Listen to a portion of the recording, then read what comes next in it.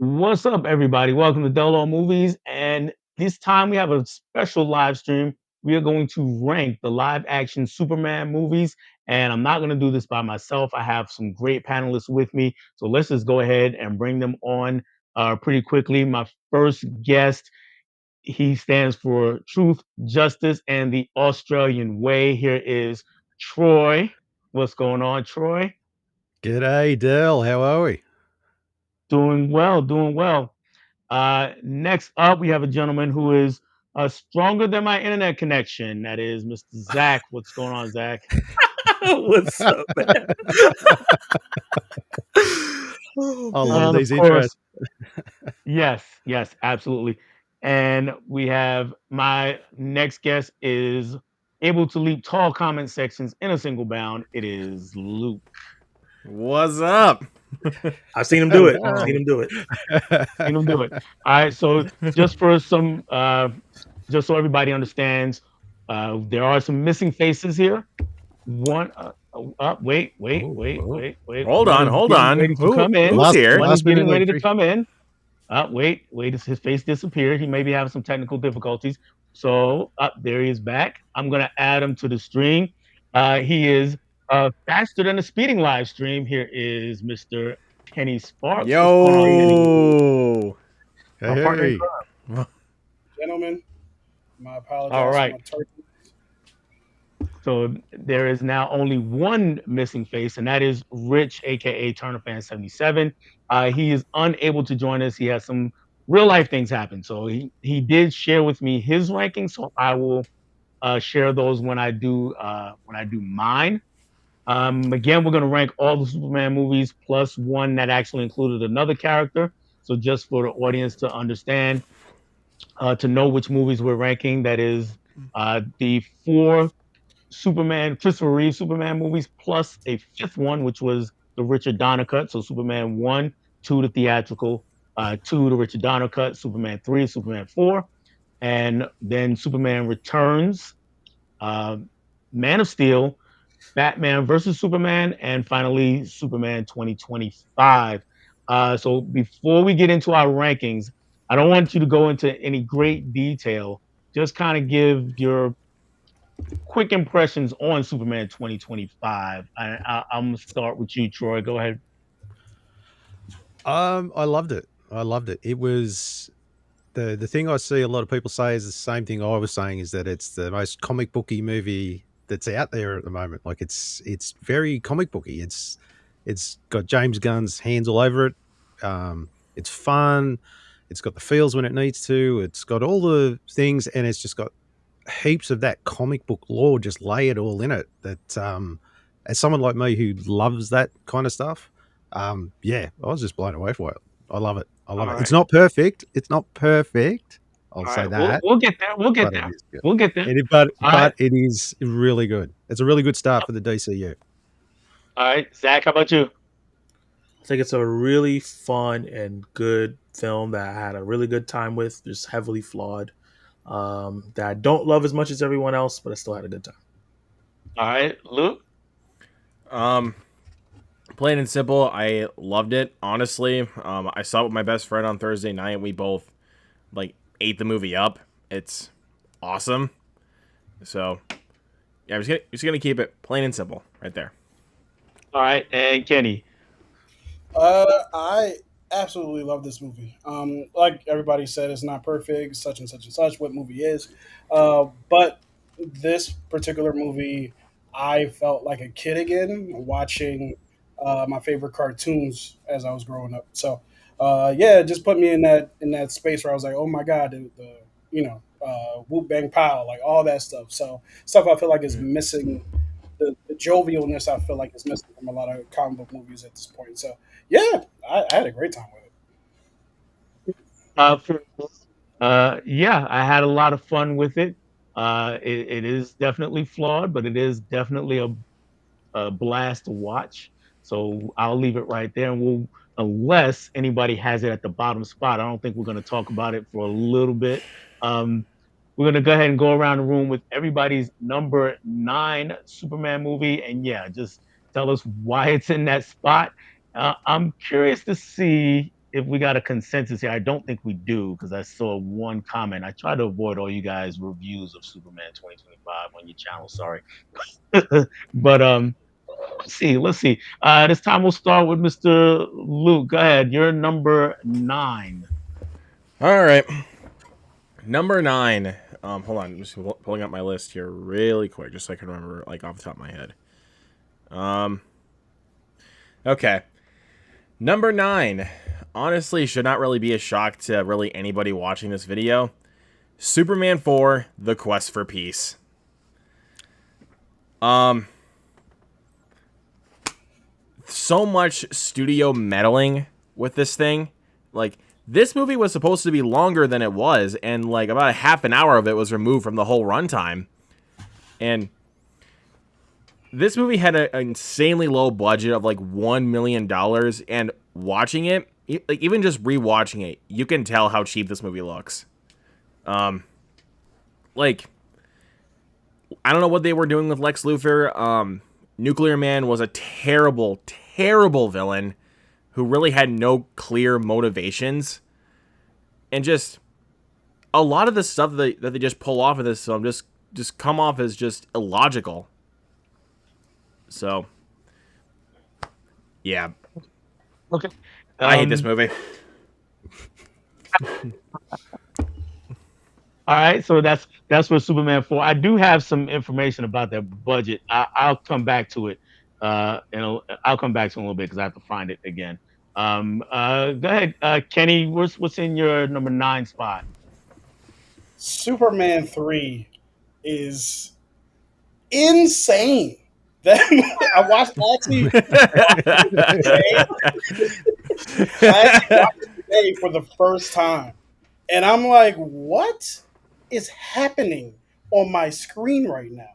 So like the movie from the sister of the billionaire becoming a cyborg out of nowhere to everything that Richard Pryor is doing, fumbling and like he's not even like shown to be intelligent, but somehow he's a computer genius, and it's just like what's happening here? And then on top of all that, okay, you got a full grown Clark Kent walking out of Superman and then them having a fist fight in a construction site. What's happening right now? Like the like Clark Superman threw tires around Superman. Like he don't know that he's Superman. Like what are the tires supposed to do? Like there's so much stuff in this movie that just drove me crazy. Like besides the fact that Clark is like Superman's like, oh, I can't date Lois because she'll know who I am, but let me get real close to Lana. It's like what like choose a path, bro. Like so, there's so much going on in this film that I don't know. I don't know how this got made. I don't know how I forget his name. Christopher Reeve. I don't know how Christopher Reeve looked at this script and was like, "This is it. This is what we doing." Yeah. So there's Dude. so much. Yeah. I'm not even going to talk about the opening scene, which is like Three Stooges. Like I don't know what's happening. So anyway, yeah. So I was just gonna say to everyone else, yes, let the person get whatever it is off their chest. But if you want to engage them, go for it.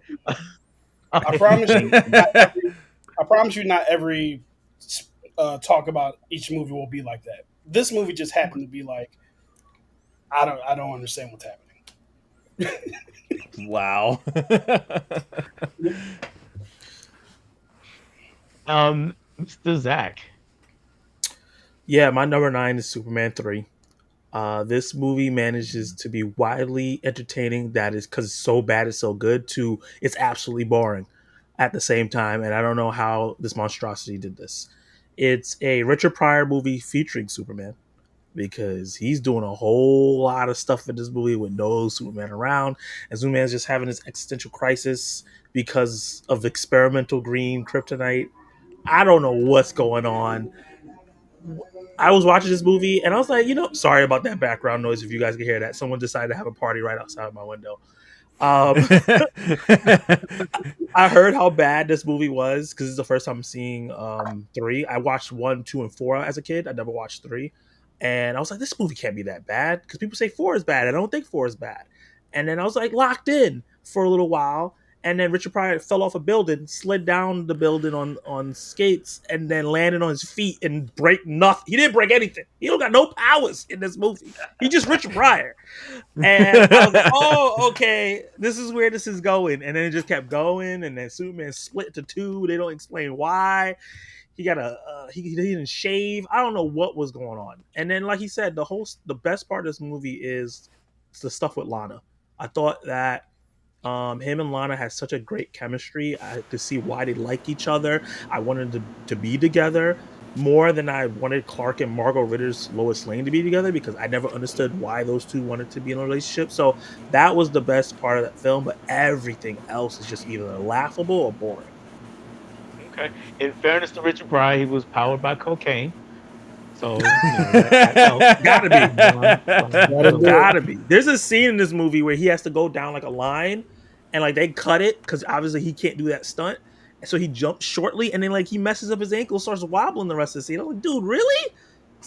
There's no way that's even possible, dude. It was hilarious. all right, number 9. Um, oh, okay. I'm gonna just put a proviso on how I've ranked mine because mine's different to everyone's. I'm gonna say right now. I've split it down the middle, as in how good or bad the movie was, or how Superman-y the movie was, as far as the character of Superman is, like whether he was done well or whether the character was done bad. So I've kind of split it that way, which leads me to put Batman versus Superman: Dawn of Justice at number 9.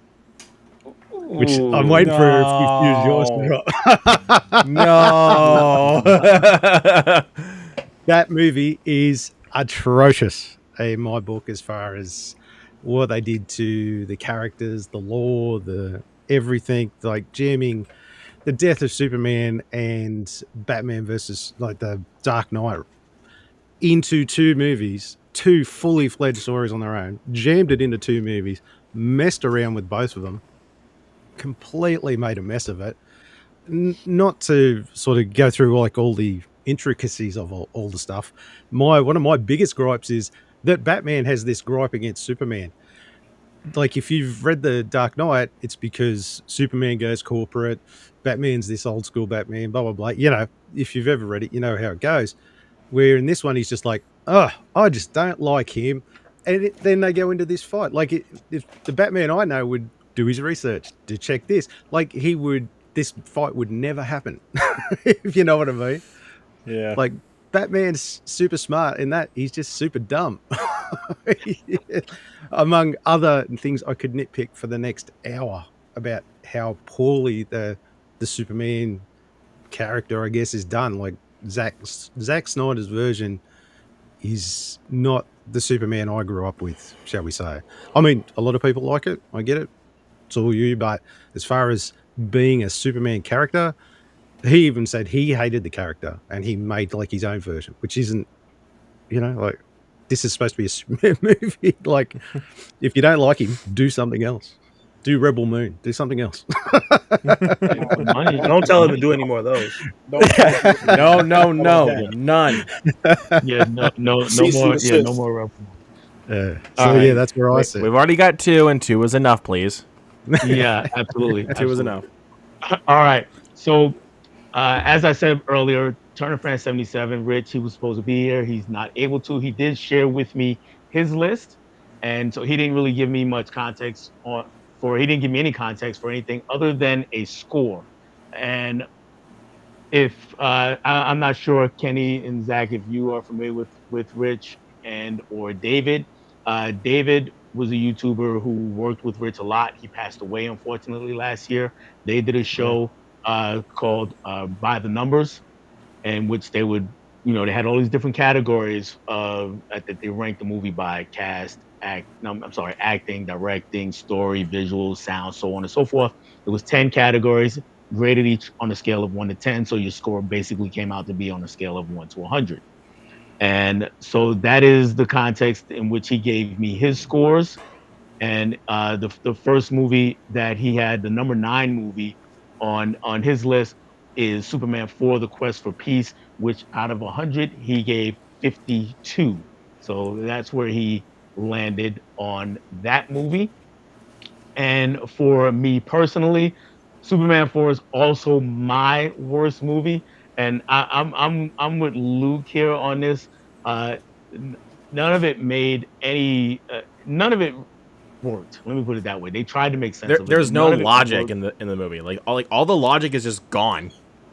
Yeah, it's absolutely gone. All the logic is just completely gone.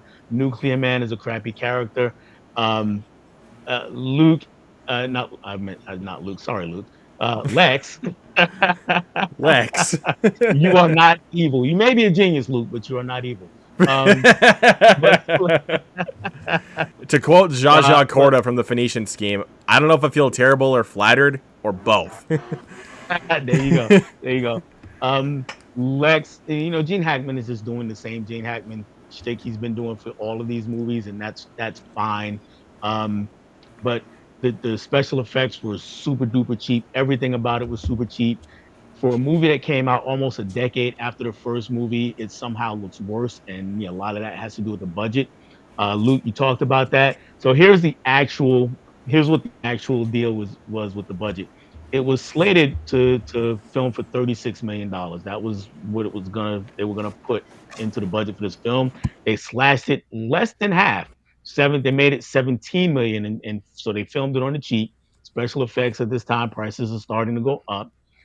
The rest of the money they put into other Canon projects. Remember, Canon Films bought Superman Yep, at this time to make Superman that's 4. right. They put it into other Canon projects, namely He-Man and the Masters of the Universe. So if you wonder why Superman 4 looks so cheap, it's blame He-Man. That is Yep, that's one of one the hundred reasons. percent. I want to see a couple more things before we move on with Yeah. Superman 4. Um, is it like the first time that Nuclear Man and Superman go head to head, like they clash head to head? Is it just me, or does it look like they're actually trying to make out with each other? The fight No. scenes are Like horrible. seriously, like they look like they just awkwardly hug each other, like when they fall off the Yeah, building, for the entire movie. and it That's looks what like they they're do. trying to make out with each other. It's a classic Russell tie up and hold. They're not trying to. Yeah, pretty much, pretty much. We do have some people hanging out with us. Let's take a quick run through the comments here. Adrian is here. He says, "Hey there, what's going on, Adrian?" What's up? What up? Uh, Steve Moody is here. Just Moody he says, "Hi, James Dell and all y'all." What's up? Hello. What up? Alan is in the house. He says, "Good evening." Good evening. What up? The View with Drew. Hey, everyone, what's up, Drew? What up, MVP. Drew? Hey, What up, man. Drew?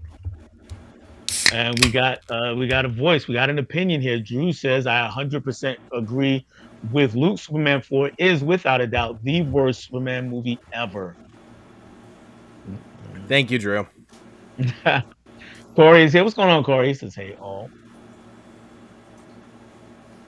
And Steve says, "I could go with 3 or 4 for worst. They're both pretty awful." Yeah. Tony Basement Blues is here. What's going on, Tony? Tony. And Jeff, aka John Doe Juggalo, says, "Good evening." What's up? What's going on, Jeff? All right, gentlemen. We warmed up a little bit. Let's go ahead and move on to your number 8. And this time we'll start with Kenny. Go ahead with your number, or did we start with you last time, Kenny? We started with Luke. Sorry with me last time. Yeah. Started with you last time. So go ahead, Kenny. You're number 8. Okay. So my number 8 is actually BVS. However, I don't think it's the worst thing in the world. I remember going to the theater actually and watching the theatrical cut and thinking this is awful. This is god awful. This is garbage. And then I went and saw the actual the extended cut that they were actually intended. That was the way it was actually intended to be seen. I'm like, there's a whole lot of context cut out of this movie. A lot of context. Now, does everything work still? I don't think so. You don't, in my opinion, you don't kill Superman in the second outing. Like that just doesn't make sense to me. And then bring him back the next outing. I don't understand. The You have all the superheroes and their logos on a hard drive. Like they already have logos. There's a ton of different stuff in this movie that just doesn't work for me. However, I do enjoy the editorializing that Lois was doing. Uh, some of the questions that were being asked about Superman and his responsibilities. And I did like Ben Affleck's performance as Batman. Um, no, actually, yeah, I have no caveat to that. I liked his performance as Batman. I thought he was great as that character. It's a shame that he never got to be that version of the character again after that. They turned him to a joke farm for some reason. But yeah, there's a lot of things I enjoy about this movie. I'm not gonna lie, guys. I even kind of like Jesse Eisenberg performance as Lex. That's not my Lex that I would typically choose. But the distinction for me is this is the version of Lex that they chose, and he's doing a good job playing that character. It's not on the actor whether or not they're the Lex Luthor that's in the comics. It's on the writer, and they chose Jesse Eisenberg. I thought he did a good job in the performance, not my Lex. But there's a lot of stuff I do enjoy about this movie. It's just not something I would ever go back to. At the end of the day, when I look at BVS, I'm just like, that was the thing that happened, and I don't need to revisit that. But I don't hate it. Yeah. This is shaping up to be the most polarizing of movies. We'll see. We'll see. Zach, you're number 8. Can you guys see me? I see you. You're frozen in time. Okay. You're good. Yeah, you're I'm frozen, but frozen in time. we can see a picture though. Okay. Yeah. Sorry about that. I don't know why also my internet messed up. My He's number flying around eight, the world to spin back time. that's part of the reason why this movie is number 8, Superman 2. Oh boy. Oh boy. Whoa. Yeah, Here we Superman go. 2 is my number 8 film. Mm. I'm not a big fan of this Lois and Clark's relationship. I think that they don't show that they need to be together other than being lustful for each other, and that's not really why I'm here for Superman and Lois to be together. And Lois is just insufferable in this movie. From jumping out the window to trying to pretending to shoot Superman, forcing him to expose himself. It just didn't work for me at all in terms of any of that. The performance of Zod and the rest of the peeps, I was just like, it was cool. It was cool. And then for him to go back in time again, not learn his lesson after Jarrell in the first one, and I think at the beginning of this one, do not interfere with the timeline of humans. And then we never get any oh, he did it twice, now there's going to be a problem. It was just like, oh, he did it twice and there's no problem. And then the mystery kiss, depending on which version you watch, where he kisses and she forgets, that's just one of Superman powers now. I didn't enjoy a big chunk of this film. I think him versus Zod and the rest of them was really great in Metropolis. That street fight that they had was fantastic, honestly. But yeah, a lot of the rest of the movie, I was just like, I'm kind of bored. I don't like this relationship. And then depending on which version you watch, or not which version you watch, but which ending you get or whatever in the extended edition, it's just weird. I don't know. All right, so Zach, since we're separating the two cuts, which one would you have at 8? The theatrical or the Richard Donner? I'm gonna have to put Donner. Okay. Just because of the unfinished edit and him reversing time again. Got you. All right, and Troy. Probably no surprise. Soon I put BVS at number 9. I've put Man of Steel at 8. So same thing. Okay. It's not like you said, like the BVS is enjoyable to watch. Like I'd watch it, and I love it when they fight and stuff. But same with this one, it's not so much the actual movie itself as far as me being a fan of the character. I just don't like Zack Snyder's interpretation of the character, which is a big problem for me. Like I said, for me, a lot of other people love it. That's cool. But for me, old school fan, I want that old school Superman. And that's where I kind of have my issue with some of the stuff. Like when he lets his dad die and him roaming around everywhere trying to find himself and all that type of stuff. It's just, that's not the Superman I know. But yeah, as far as watching the movie, sure, it's fun, it's enjoyable, it has all those Zack Snyder like action and explosions and all that sort of stuff. But yeah, there's just I don't know, character wise, it just really just doesn't do it for me at all, and that's why I've got that one at number 8. Okay, All right. okay. I respect it. Luke, we at Excuse me, well, for one, but my number 8 is actually where I would put Superman 3. Um, like Kenny said about this. This is it opens like a Three Stooges movie, and it's like this the tone just doesn't mesh very well with a Superman movie, and Richard Pryor's the main character, but not Superman. Like Superman's like completely sidelined. Like all the comedic tones that they tried to mash into this film just does not work.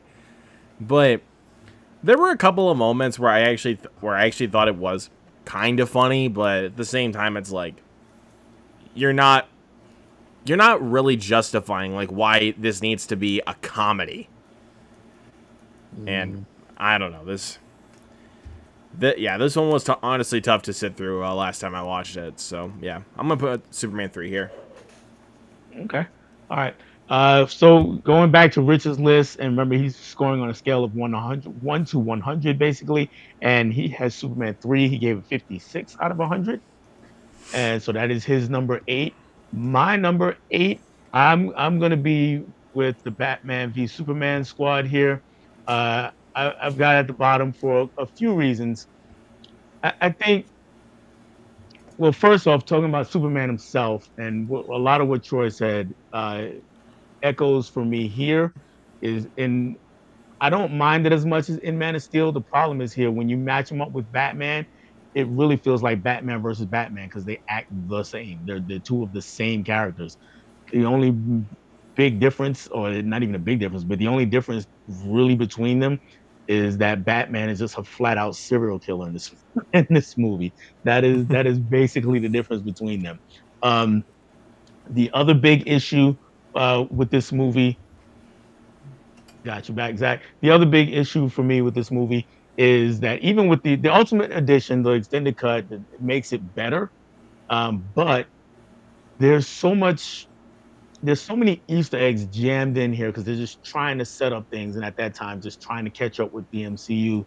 That you're taking away from the story that you're actually telling. I don't need to see that whole little sequence where we get, like you said, Kenny, with we got the dossier with all the logos, and then we get the little video clips of them, and then you got other characters just popping out in Bruce's dreams or nightmares or whatever, and it's just it all subtracts from the story, and then you get the Martha scene. That just irks my nerves to no end. Martha, Martha! that just, oh my god, Martha. that tears me up. It's There kind are of some like good things. Yeah, there are it's some like good Step things. Brothers. Yeah, yeah, pretty much. We're Um, best friends. Batfleck, he was fine. I didn't get all the hype about him. He was fine, but the fight scene in the warehouse was amazing. I love that scene with him fighting in the warehouse. And there's some other good action sequences. Gal Gadot appearing as Wonder Woman was a highlight of the film for me near the end, and that's fine. I know she was in herself was an Easter egg to set up for her own movie, but they worked her into the movie organically. It wasn't just like, okay, let's cut away and look at this real quick. Okay, now back to the movie. She was actually part of the movie, at least somewhat. So all of those things, that's why I have Batman v Superman down at my number 8. There are some comments here about it. And Steve says, I get where Troy is coming from too. The sun never shines in a Snyder DCU movie. The sun should shine in a Superman movie. Exactly. That's a fair point. It was one way to put it. I never thought of it quite that way though. That's a good way to But put yeah, it. I totally agree. yeah, that is a great way to put it. Johnny is here. What's up, Johnny? What's up, cool kids? Johnny. Hello. Good. And yeah, guys, if you're watching and you have your rankings for Superman movies or just opinions on what we're saying about them, go ahead and leave them in the comment section. We are trying to be as interactive as possible as we can around here. All right, so let's move on to our number 7 movie, and this time we're gonna start with Mr. Zach. Your number 7. Yeah, so my number 7, I don't have to go too long, is the Lester cut, right? The Superman Richard 2 Lester cut again. of okay. Similar reasons. This one's a little bit more comedic, but then it ends with the kiss. So I was just like, all right. It's a little different, but same reasons. Just I didn't like the beginning relationship, and the Zod fight was cool. Okay. All right. Cool. All right. And let's go ahead to Troy. I finally get on the Superman 3 train and bring this one in at number 7. Yeah, this is just an absolute terrible Superman movie. And from when I did my research for my review on my channel, it was literally going to be Superman versus Brainiac, hence the supercomputer. That was the original script. Then one of the producers saw Richard Pryor on the Johnny Carson show talking about how much he enjoyed Superman, and they went, right, let's get him in. And they rewrote the whole script around Richard Pryor. So hence the 7-minute, Hold on, Troy. 7 Hold 7 on for minute. 1 second. I'm sorry, Troy. So Kenny and Zach, was this breaking news? Yeah, Yeah, I did not know this. I Yeah, did not because know the that. reactions were bold. Yeah. I'm just looking at Kenny right now. I've heard that story a lot. So yeah, that is Because that it is movie's not absolutely so true not story. good, and to hear that's the reason why we almost got a Yeah. Superman Brainiac movie. We've been That's waiting for that. that for 100 years. We'd rather And get they a Still, Superman we are Brainiac movie at this still point. waiting for that. Like, yeah. So yeah, the All right, Troy, initial go ahead. script. Sorry, the initial script was to have him fight Brainiac. I can only imagine how weird or ordinary it would have been in the 80s, but still, we would have had a proper villain. But yeah, it had all come down to the fact that Richard Pryor did this little skit on Johnny Carson where he talked about how much he enjoyed the Superman movie. The guy, one of the producers or whatever, went, "Oh, he loves the movie. Let's get him in." Rewrote the script, made it funny is objective in that movie. I don't think it was just that funny. Hence, we got the 7-minute intro, which was the Charlie Chaplin slapstick intro. Why The was that whole, long? all that. Yeah, it was about. I think I timed it. It's between 6 and 7 minutes.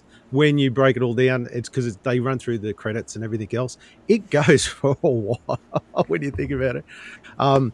Yeah, it just was. Yeah, Richard Pryor hijacked the movie. It wasn't necessarily a Superman movie, but at least we still got a Superman of sorts. And granted, the way the fight between good and bad Superman came about is a bit iffy, but it was kind of good to see that fight amongst himself, like a bad Superman, good Superman. That was kind of cool. But the whole supercomputer thing was very anticlimactic, very ordinary. Yeah, it just sucked. The movie really sucked. But with the way I'm sort of rating it, at least we still had a Christopher Reeve Superman in it to a degree. So yeah, that's why it's at number 7 for me. All right. All right. Luke. All right. Next one. I know for sure that Zach is heavily going to disagree with me on this one. I'm putting it right here, Superman Returns. Yeah. Yep.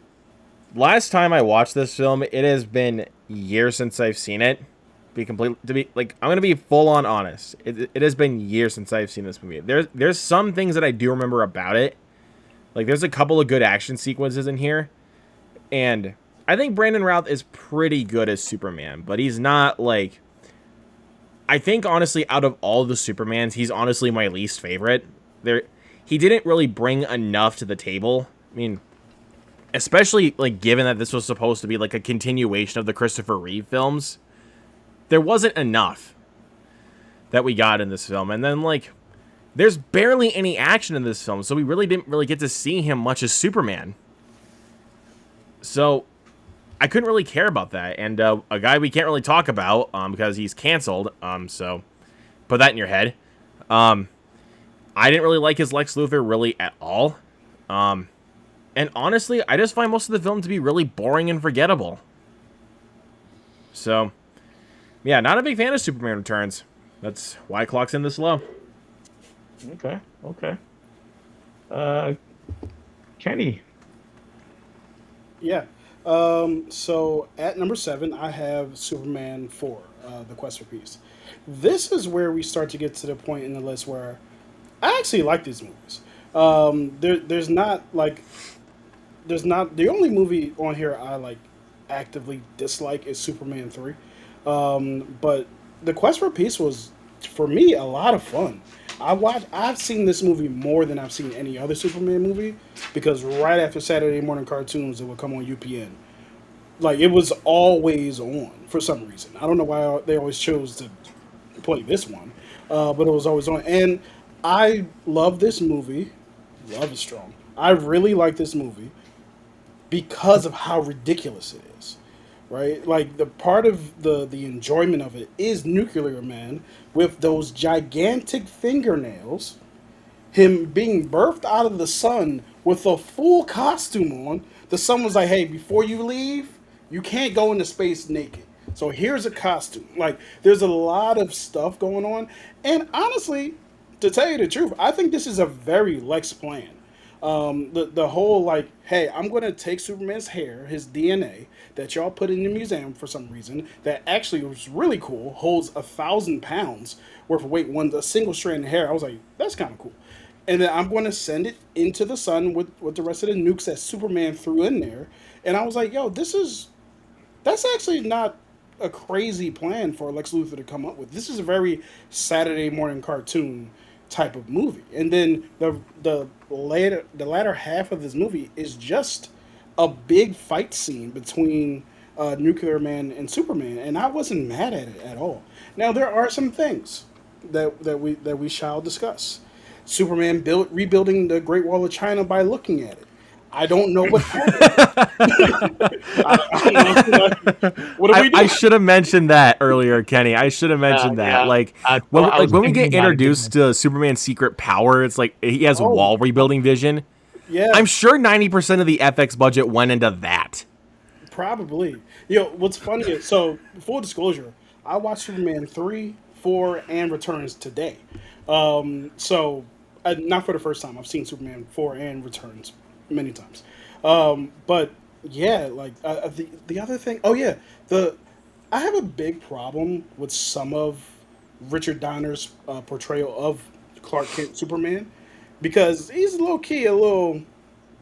I don't want to say abusive, but like not physically abusive. But hey, I'm gonna tell Lois my secret identity so I can get a little bit of wisdom from her, and then I'm gonna kiss her and make her forget again. Like this is the third time you've made her like forget her memory, and you're just using her at this point. Hey, let me get some info, kiss you, you're gone. What happened? I don't know who I am, right? So it's like there's all types of stuff like that going on, reversing the world and blah blah blah blah. But Superman 4, I found it to be pretty fun.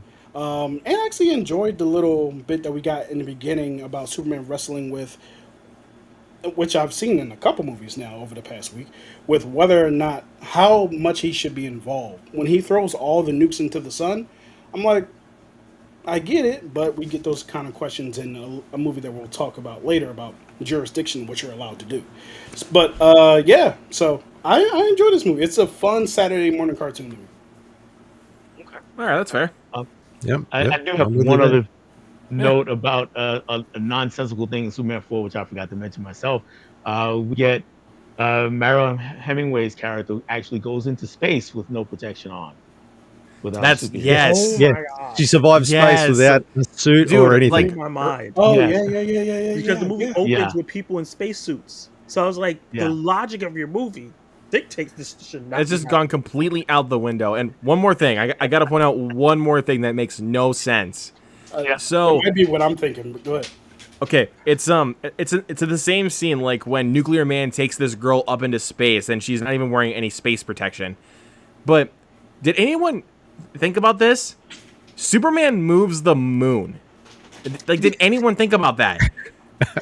Because I was like, no, the theme if he were to is- move the moon and like obstruct the orbit around it, we would have tidal waves all across the planet. Yeah, Like, Yeah, did anyone not think about that?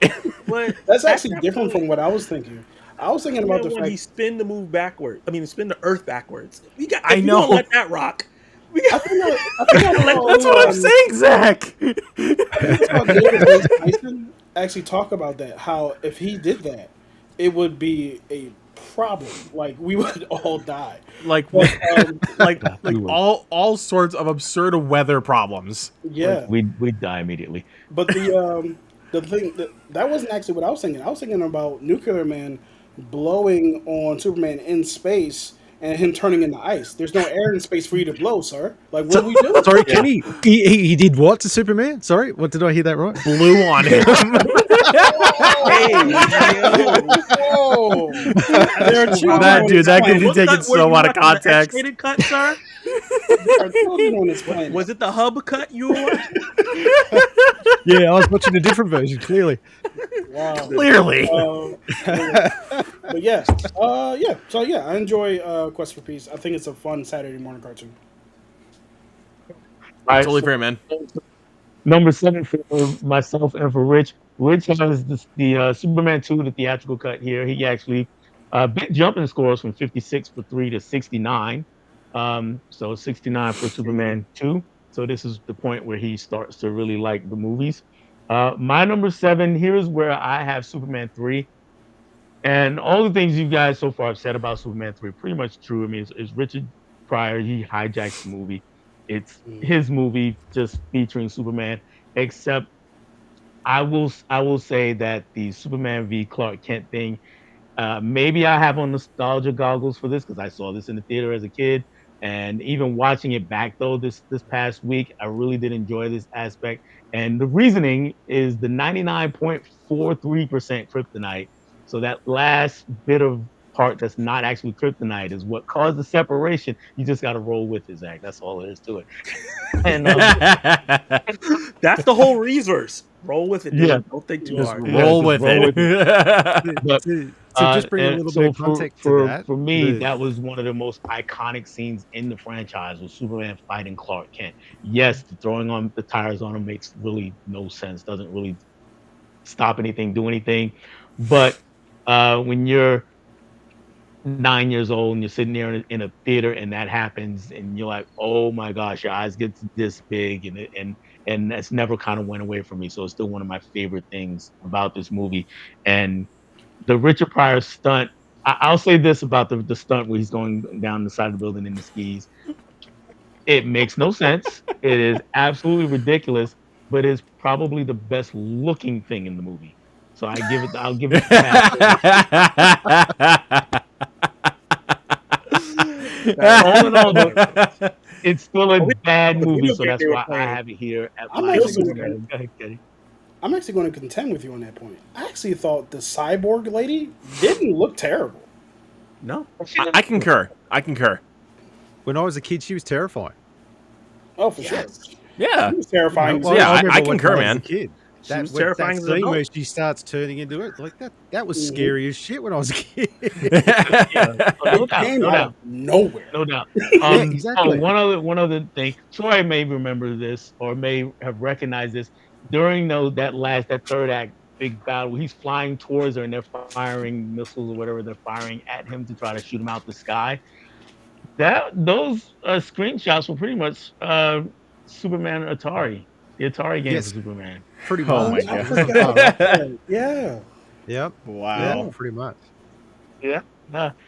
Johnny says the sheer absurdity of Superman 3 and 4 make those Reeves Superman movies a constant rewatch. Fair. That's totally fair. There's a lot All more right. things I could say about Superman 4 that just completely just blow my mind. Oh yeah, we can be here Like, all night doing that. But we'll, four, we'll be on here. three, We'll be on stream for literally 6 hours by this point, if that's the case. absolutely, absolutely. All right. So moving on to everybody's number 6, Mr. Troy. What you got? I got Superman Returns. As I agree Okay. with Luke, it is All right. a terribly boring movie. I remember watching it when it came out in the cinemas, and then when you said, "Hey, let's do this," I'm like, "Right, yeah, I'm gonna have to watch that movie again," because I hadn't seen it since then. And oh my god, now I remember why I never watched it again, because it was just terrible. It is. You don't see like Lee said, you don't see Superman do anything real Superman-y. Like, he doesn't have a battle with anyone. I think he saves a plane at one point. Like, he really doesn't do too much. And then the whole relationship with him going off for 5 years to come back because he thought Kryptonite was Krypton was still Krypton. there, and all that type of stuff. And then, oh, he may have shagged Lois and they had a kid together and blah blah blah, and like, okay, and like, she doesn't want to tell him it's his kid, and oh my god, what a mess. Like, seriously, like, it just, and of course they keep leading on. They don't actually say it's his kid, but you'd know straight away. Like, the inference that this is his kid, and yes, he should not be named. Yeah, he's not the best Lex, and the fact that he's trying to do a whole nother real estate scheme, like, my God, Lex is in these movies is like the world's worst real estate agent. I know, right? But it's a solidly bad movie, that's for sure. Though, one thing I will mention is, was shot here in Australia. I remember it was a big deal here. It was always in the newspapers. There was always shots. There was all different types of stuff because it was shot here in Australia.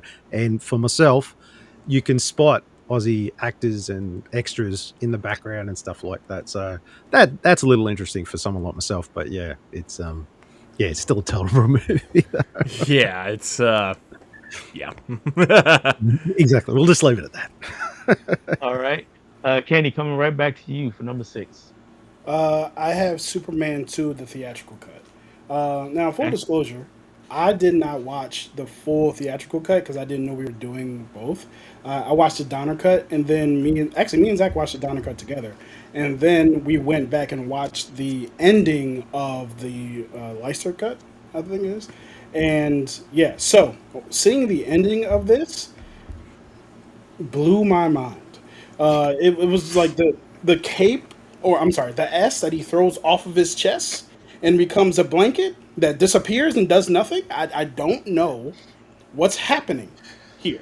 And then you have the optical illusion thing in the Fortress of Solitude, where he's at a bunch of places. I'm fine with that. Very comic booky situation going on. Of course, he has those kind of defenses in the Fortress of Solitude. I'm good with it, right? But for the most part, all the jokiness that was going on at the end there, I just kind of didn't jive with it. And yeah, the kiss, the kiss was, both versions of the kiss are terrible. Just in how they're executed. But yeah, I didn't find too much enjoyment in, like I said, the final battle sequence. It didn't really do much for me at all. Yeah. All right. All right. Mr. Zach, you're number 6. My number 6 is going to be Superman 4. This is one of those movies that I thought watching it again, because I rewatched from Superman the movie to Superman Returns over. I've seen BVS and Man of Steel enough times to rank those. And I thought maybe watching this again after watching it so much as a kid, because just like Kenny, it used to come on TV all the time, that I was like, the nostalgia glasses is going to wear off. And then I watched it, I was like, I don't remember any of this. But it's really fun. I enjoyed the hell out of this movie. I at first I was like, ooh, it's a little comedic in the beginning, but then Lex comes back after seeing 3 with no Lex, and then Lex coming back. I was like, oh, thank God, Breath of fresh air. because he was sorely missing from that last one. And I just had a lot of fun with Lex moving and shaking in the background while Superman is living his life, and and he's trying to solve a world problem, and there's a conundrum. I don't like the fact that he kissed Lois back and made her forget. That was dumb. But I like the fact that he was dealing with a conundrum that he had to solve with something without punching something. He had to use his brain, he has to use morality, he had to lean on his friends. I thought that was really great because those are the best Superman stories, when he has to do things like that. And I thought they did a really good job of being the first, I think, Reeves story to really feel like a comic movie instead of just like an original film that's has the soul of the character. And then I really like Meteor Man. He was half Nuclear naked. Man. Sorry, Nuclear I Man. said Meteor Man. Nuclear Man. Nuclear Man, Meteor Meteor Man. Man No, is Meteor Robert Man's Johnson. actually a Yeah. great character, not Nuclear Hmm. Man. Nuclear Man, he was half naked. He looked like one of those Masters of the Universe characters. He had the long silver nails for no reason. He could Zero. just shoot out lightning. But the action sequences between him and Superman were great. I know that he said they were bad. I thought they were really, really I great. agree. As soon as they locked up, I was like, this is Stone Cold versus The Rock. Let's go. Flying and he destroying stuff, and then he just started effing with Superman, just knocking stuff around, so Superman could be like, "Oh, I gotta pay attention to that," and then just scratch the shit out of the back of his neck and like, "F you." It was so good, and then they flew on the moon.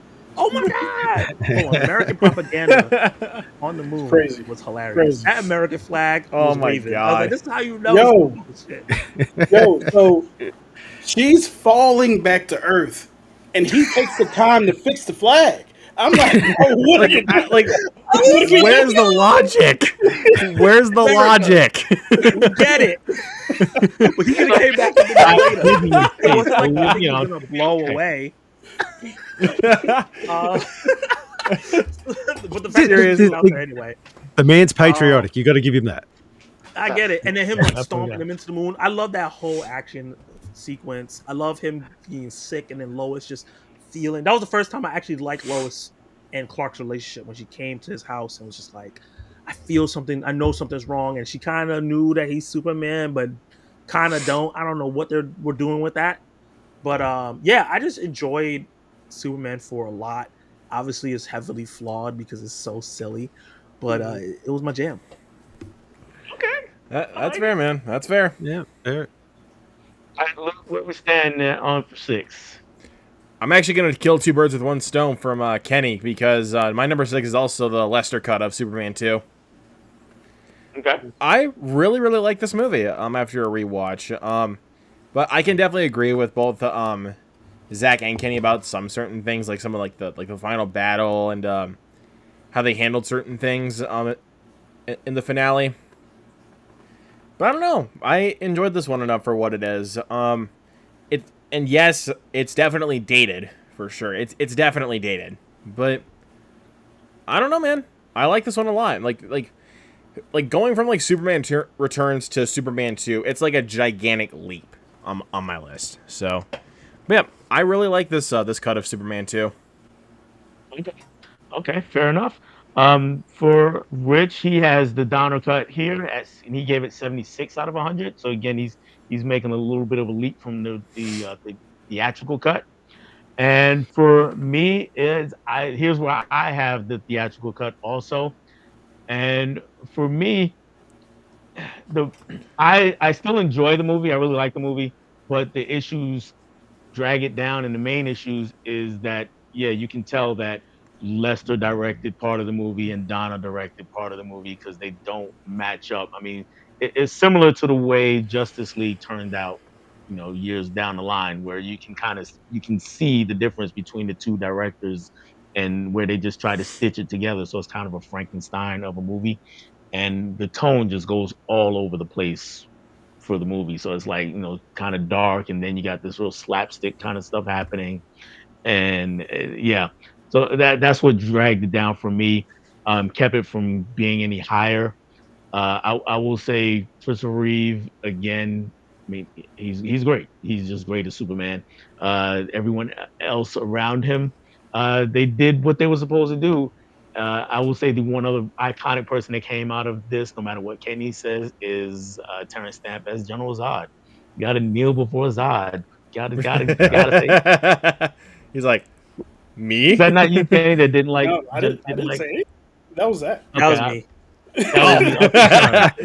He was like, you are you place trying all to the say all blame black on people look me? the same? What'd you So say? yeah, What? Terrence Stamp. I thought he was great. Ursula was great. Non they could have kept, but you know, still had a lot of fun with this movie. So that's my number six is Superman 2, the theatrical cut. And I do have a comment here from Johnny who says, Meteor Man, Robert Townsend shows up. Oh, I wish. I wish. Director's cut. Yes, Yeah, director's we need a cut. director's cut of Superman 4 at this point. So with that, let's go ahead and move on to number five. I'm going to go to Mr. Luke. Now, this is actually where I'm going to put the Donner cut of Superman 2. Like, Okay. it's honestly like, it feels like a miracle that this actually saw the light of day and that we were actually able to see Donner's, like, original vision of this movie. Because, like, when you go back to the theatrical cut of Superman 2, like Dell said, it feels like half Lester cut and then the half was the Donner cut. But, like, watching the Richard Donner cut of this film, actually, it felt like his vision was actually realized. And I like a lot more of the things that they do in this cut more than the theatrical cut, personally. So, I mean, yes, I still have some glaring issues with it, but it's still really solid, though. I still really like the Donner cut. Funny enough, I actually just watched the Donner cut for the first time earlier today before doing the stream. So, but yeah, I really enjoyed the Donner cut. Okay. All So- right. Troy. I have a Superman 4 at this one. I'm the same as you guys in the sense that very much a Saturday morning cartoony flashback from when I was a kid, that type of nostalgia on it. The fact that you actually get to see him face off against another superhero as opposed to the last few, like that was kind of cool. And let's face it, Nuclear Man was the antithesis of what a lot of that sort of muscle bound, mullet wearing 80s action heroes were of that time. So he was the perfect fit for that movie of that time. He just kind of like, because you had your Rambos and your Arnolds and all that sort of stuff. He kind of, as a kid, you kind of like, wow, look at this guy. He looks so buff and whatever else. He's going to give Superman a run for his money. Okay, the poisonous fingernails of death, that was a little weird, but I'll let that slide, because it was kind of like, oh, it's a cat fight. Scratch. That was it. But the other fight scenes were good, and yeah, if we look past the whole rebuilding the Wall of China and all that type of stuff.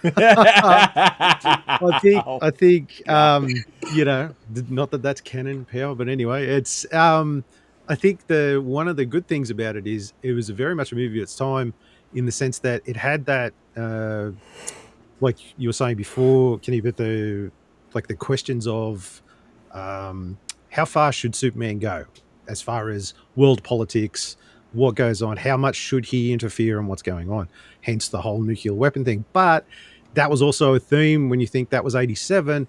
That was very much a theme across the board when it come to a lot of movies at that time was, if you remember back in the day around that time, the whole Cold War thing going on about will Russia bomb the US or whatever else, like the whole nuclear arms race thing was such a prominent thing that you saw it in I don't know how many movies around that time. So it wasn't hard to see that as a stretch to go, well, what would Superman do in this situation to stop a nuclear war sort of thing. So I think it's relevant for the time and it has that fun comic book aspect, I suppose, if you take some of the other stuff out. I'm just gonna to add to something about the time and the era that I know our younger friends here don't get. So yes, I know you've heard that a lot everybody was worried about nuclear war, and like Troy said, there were lots of movies about this. There was this one movie called The Day After, or the day after tomorrow, not the day after tomorrow, the day after. That's all it's called, The Day After. It was a TV movie on ABC, and let me tell you how worried people were about nuclear war. That's what it was about. It was about what happens the day, what would happen, what would the world be like the day after the U.S. got bombed. A nuclear bomb went off in the United States. Gotcha. I was That in makes sixth sense. grade, I believe. This was, and it wasn't just me. This was pretty much around the country, and from what I've heard, even in some other countries, our homework assignment was to watch this movie, and we would come in and and we had to come in and have a class discussion about this the next day, about the movie and the dangers of nuclear war. So that's how prevalent it was on everyone's mind. Well, it was so So, prevalent that I think I referenced in one of my reviews that even Rocky Four had it. yeah, yeah, yeah. They were fighting over like the whole Russia versus America thing. Like it was so prevalent at that time. It was, and like I'm sure Del. Like how many movies did you see where it was about that subject? Like it was kind of good to see, like, okay, what would Superman do in this situation? But then from him solving the war, he created another problem in letting Lex get rich by selling more arms to all these people that didn't have any weapons anymore. Like it just sort of shows the flaw in it in that sense, as well as, oh, he can fix it, but it doesn't actually fix it. How do we fix it? Right, Yeah. right. Yeah. All right, Mr. Zach. Moving on. You're number 5. I'll be right back. I think My I locked my wife out by accident. I'll be right back. Yeah, gotta let a wife in. Come on, man. You sure it was by accident? My number 5 is James Gunn's Superman. Ooh, I had a okay, lot okay, of okay. fun with this movie. Ooh. Bright, colorful, a pure form of Superman on screen in terms of like, I think everything is beautiful. He saves a sport. What, can we do spoilers to this one? I know it just came out. I think we Keep can, it. can't we? I'd say slight spoilers, Yeah, yeah. like the slightest spoilers. He saved a I'm squirrel. sure. That's not that big a I'm deal. sure the squirrel is fine. Yeah, it's just a freaking Yeah. squirrel, dude. Like what's spoilery about He that? wanted other things to live. He believed. I like that version that they were going for, because we haven't really seen that on any of the live action TV shows or movies. And I like the brightness of it. I like the action. I like all the actors killed it. Mr. Terrific was fantastic. Guy Gardner was great. I just think that the movie was too crowded. And we didn't get a full Superman movie with his supporting cast and his story being fulfilled totally, and that's why this list probably like lower on my list. Okay. All Yeah. right.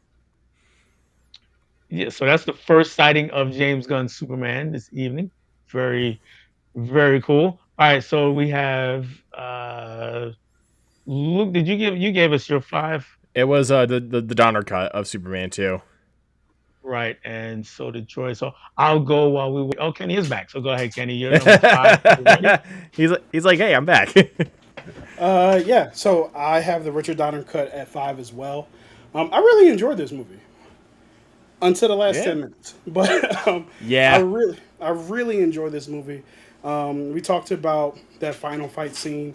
I really enjoyed it in the Donner cut because he wasn't using physicality. He actually uses his mind to beat them. Like he outsmarted them, and he went into the thing, made them think that he was losing his powers. They lost their powers, and then he killed them. Anyway, that's a whole nother story. No. He didn't. There is a scene where they're walking out, and in the background, you can see a little van with some people taking the guys out. It's a really small shot, so they didn't actually die. I'm gonna have to go back and watch it because I missed that scene. Yeah. Hold on. Yeah, a lot Superman's of a people murderer. can't He's see it. supposed to light up. It's Enlighten so us. small that you can't see it. Just to be like okay, you didn't kill anyone, right? We got that covered, but you can't actually see it. He You've did. got to like However, really zoom in. he threw somebody into the depths of the Fortress of Solitude and didn't think about it again. It's like, all right, whatever, they're dead. Yeah. It's It's like, oh yeah, throw it in. Next scene. right.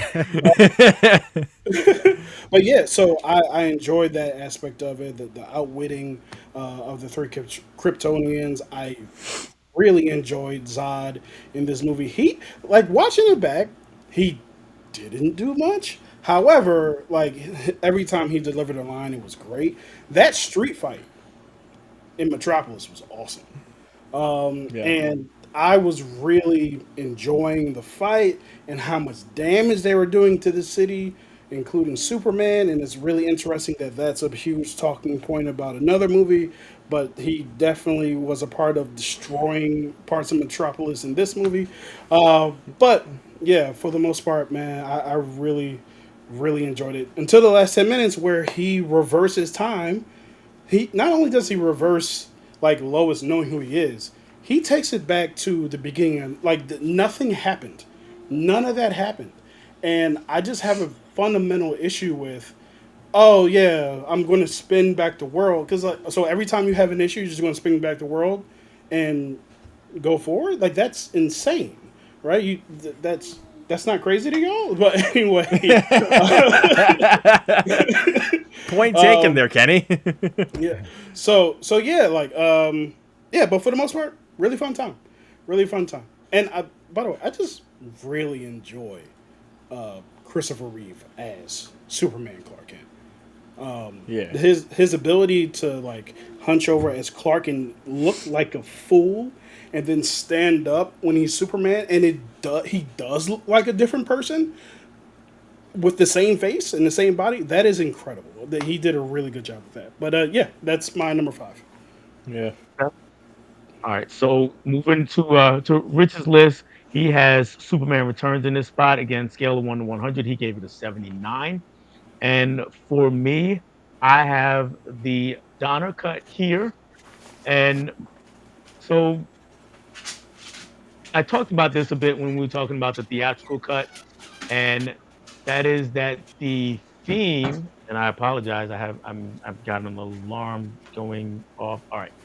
So that is the not the theme, but the tone is a lot more even, and that helped me watch this movie. It helped me stay engaged in the film.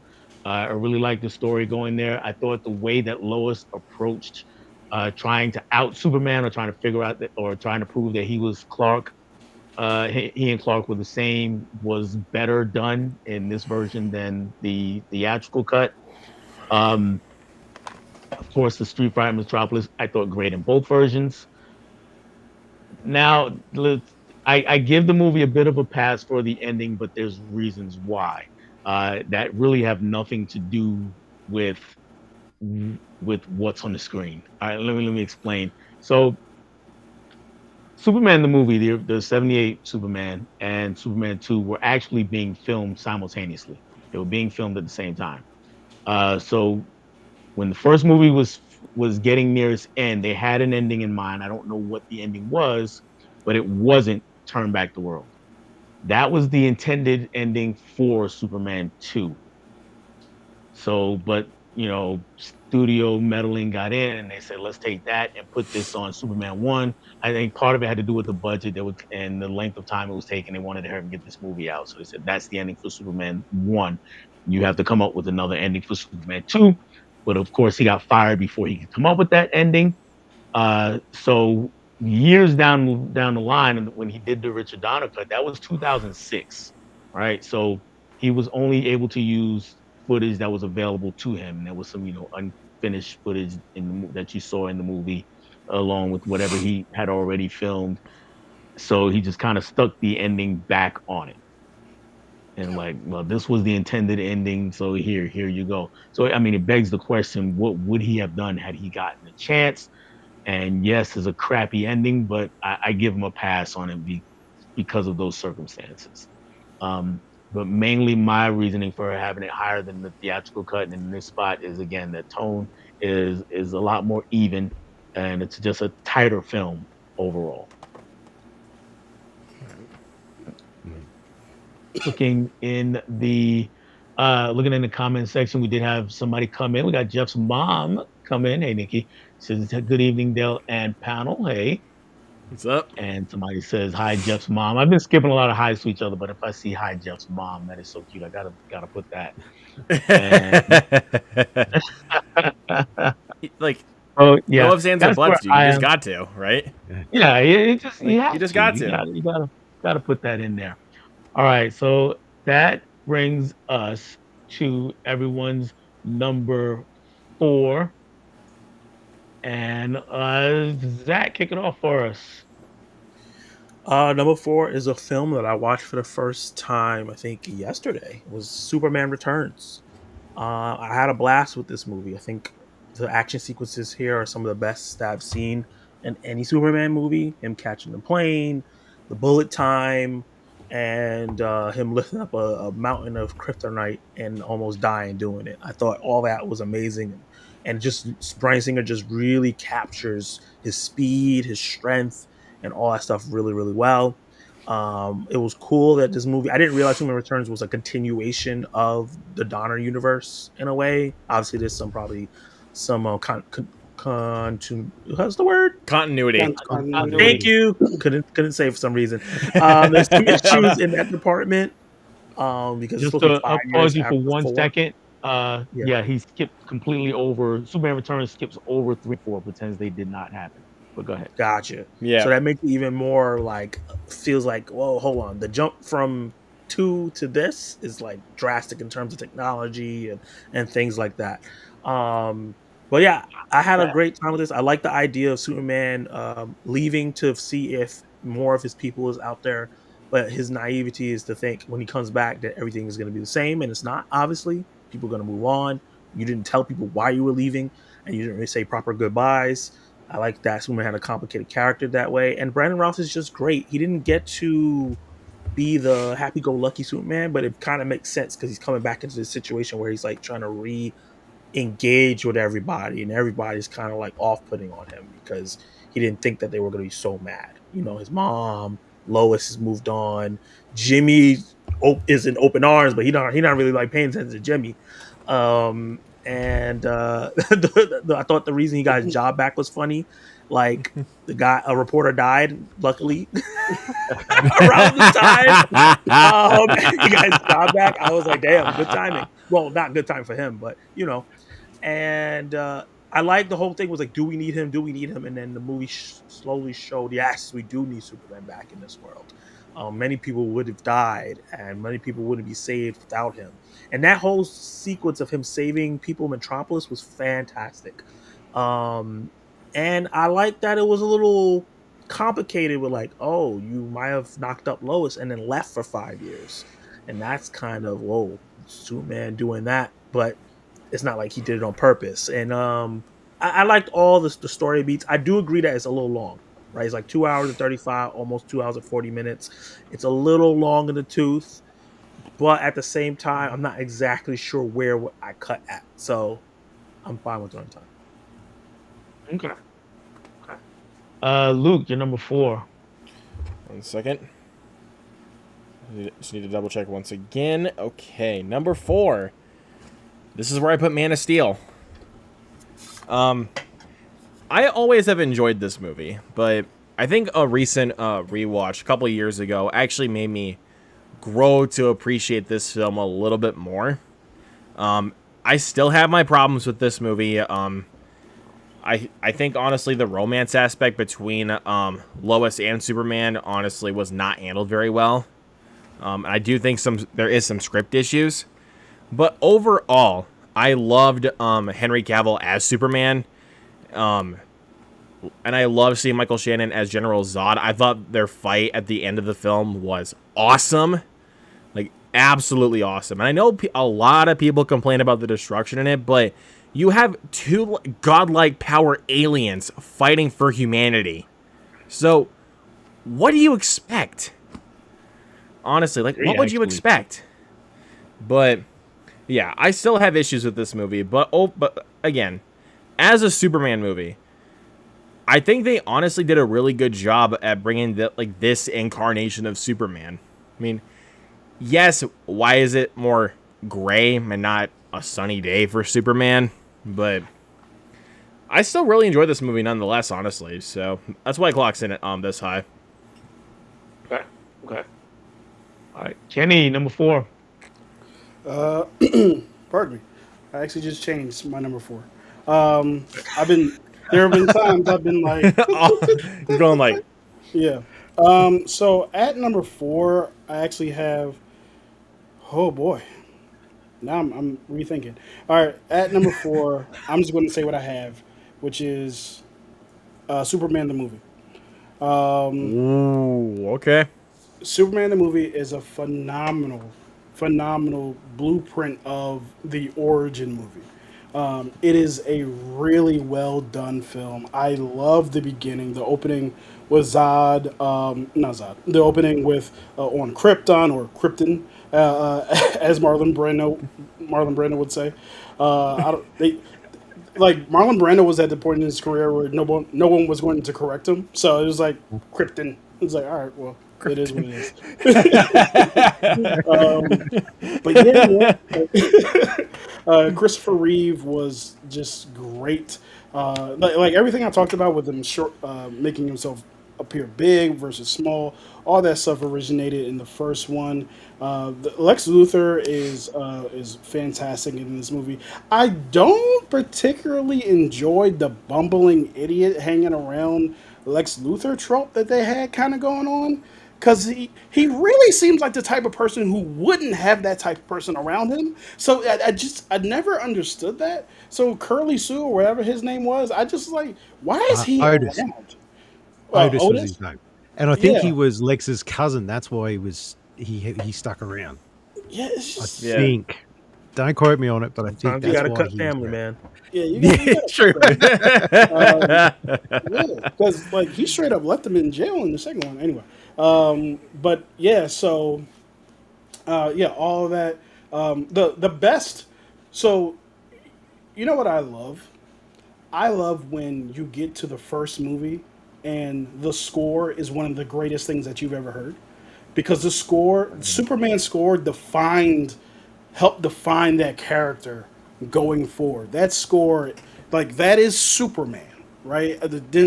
Like all of that is who Superman is, and every like cartoon iteration or whatever just has a little bit of that in it, and I absolutely love it. Right, so that and yeah, I already talked about the sequence on Krypton and what have you, and the opening credits.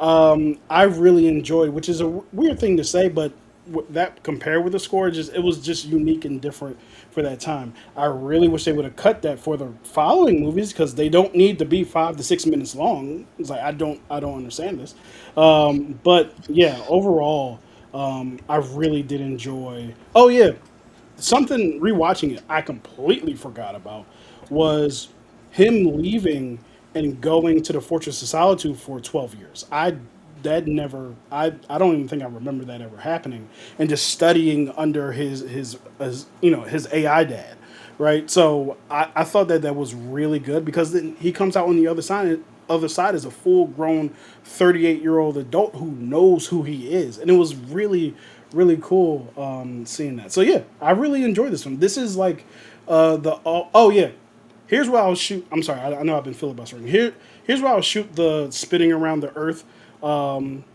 backwards and reversing time. Some Bale in this particular movie, he had just seen Lois die, and it was like he lost his mind, and that was the only thing that. I don't know why you would think to do that, but that was the only thing he could think to do is fly fly backwards around the world. So even that scream that he lets out when he realized Lois is dead, like that was So good. crazy. But yeah, so yeah, that's me on Superman. I'm sorry, I talked for a long time. No, man, you're good.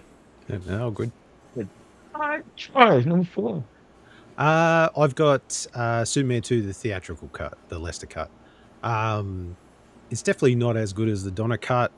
Everyone's already talked about it a bit now. So, it's a good movie, and I remember that's the version I saw at cinemas. On TV. Sorry, I never saw it at the cinema, but as a kid and stuff. Um, yeah, and the ending, like the whole kiss thing. That, yeah, you even as a kid, you're scratching your head, going, okay, I didn't know Superman could do that, but I did some research on it, and it is actually it's technically canon. He does do that in the comics once, but they kind of extrapolated out a bit more. There was a page back in one of the 50s comics where he kisses Lois because they said, "Oh, Superman would be the world's best kisser." So he kisses Lois, and she forgets where she is for a second. And he's like, as Clark, he kisses her, and he's like, "Oh," forgets where he is for a second, and that's where they pulled that from. And she just forgets everything for like whatever. They kind of really they took a little nugget, but they blew it out, and for the easy out, which is forget everything. But oh god, I don't know. I just yeah. If you've ever seen the Robot Chicken thing, where Superman goes around kissing all of his villains to make them forget about things that happen and stuff, like it just reminds me of that. Why didn't he just go around and start kissing everyone? It's like, oh god. Yeah, go around, kiss everyone. Problem solved. Movie's over. Yeah, that's right. That's right. Yeah, it's just yeah, it was, and I have to agree with Kenny. Like the around the world suits, even though the Donner cut's better with having everything, um, I think that ending fits the first movie better. Like you said, when Lois dies, he's just so angry, just so, and then to shoot up and do that kind of actually makes sense. So I'd be curious to find out what they actually had planned for that first movie as far as the ending goes, because I'm the same. I don't know what the initial idea was. Yeah, I don't know, and I don't think we'll ever find out. To be Probably being not. honest. Nope. Which is sad. All right, so for Rich here is he also had Superman the movie here, Kenny. He gave it 83 out of 100 for his grading system. For me, here's where I I have Man of Steel. And I just switched it because I go back and forth with these two movies. So I got Man of Steel here at 4. Um, yeah, Superman is a definitely a dour individual here. Like and I know Troy, you were saying how it doesn't really fit Superman, and I get it. It doesn't, but I'm okay if within the context of the movie you tell me a good story. And I thought this told me a pretty good story, not a great story, but it told me a pretty good story. Um, and Henry Cavill was doing what he was told to do. I was never a big Cavill fan of Superman, but he was doing what the character needed for this particular movie. Um, so I was okay with that. I thought that Michael Shannon was amazing as Zod, even better than Terrence Stamp personally. I thought he was great, and there are some issues with the film. Um, one here length was an issue for me. This one also because it just kind of just dragged on, showing me, Lois going from town to town or speaking to so many people, and then we cut back to Clark, like you said, trying to find himself or whatever he's doing. So all of that kind of just made the movie kind of feel the length. My bigger problem though is really Paul Kent, Kevin Costner's character in this movie. I honestly hated this man. I can't. I hated this man. It was okay. If we go back to Superman 78, Superman the movie, we get a relationship where Paul Kent he realizes his son is different, and he's like, okay, I know you're here for a greater purpose. I don't know what it is. You'll figure it out, and we move on. And then he passes before we can really develop much more with the two of them. Here, he's like, okay, I know you're different. Don't do a damn thing. Don't do nothing. Just keep turning your head every time something happens. And Clark's like, well, I can help people. No, don't do nothing. They're gonna come get you. I was like, well, stop it. Why are you telling this kid to just turn a blind eye to everything? I get it that you kind of worried about what the world is gonna think of him. Um, but it was to the point where you're making him go out of his way to not help people is what you want to do, and then you even did it to the detriment of yourself because there's no reason for him to die, none whatsoever. I mean, okay, there's a Yep. tornado here. My son has super strength, super speed. He could probably get me, and everyone else will kind of forget about it because he's that fast. Or we can brush it off as something else, but I don't have to die, or I could let him go and he could get there faster than I can just because he's younger and nobody's gonna really think twice about this to get the damn dog out the car. So it was like no reason. I hated that man. I'm sorry. I went on way too long about him. That's um, fine. No, I agree. but I agree. yeah, but when we get to the end of the movie, a lot of people talked about all the destruction in Metropolis, and I mean, honestly, when you go see Superman 25, it's not a spoiler. There's so much more destruction in Superman 25, Superman 2025. I mean, Metropolis is not to mention the world, but we'll get to that later. And Um, 78 too. and Yeah. 78 and 78 and I would guess that in 2025 more people died than in Man of Steel, but I know they threw that line in there about What a evacuation. statement. Yeah. But the squirrel Anyway, survived. yeah, the store survived. So back to Gotta protect them squirrels. The squirrel survived. That's a yeah. key plot Uh, point. I'll say one other good thing about it though. I will say this is the best depiction of Krypton that we got on the big screen.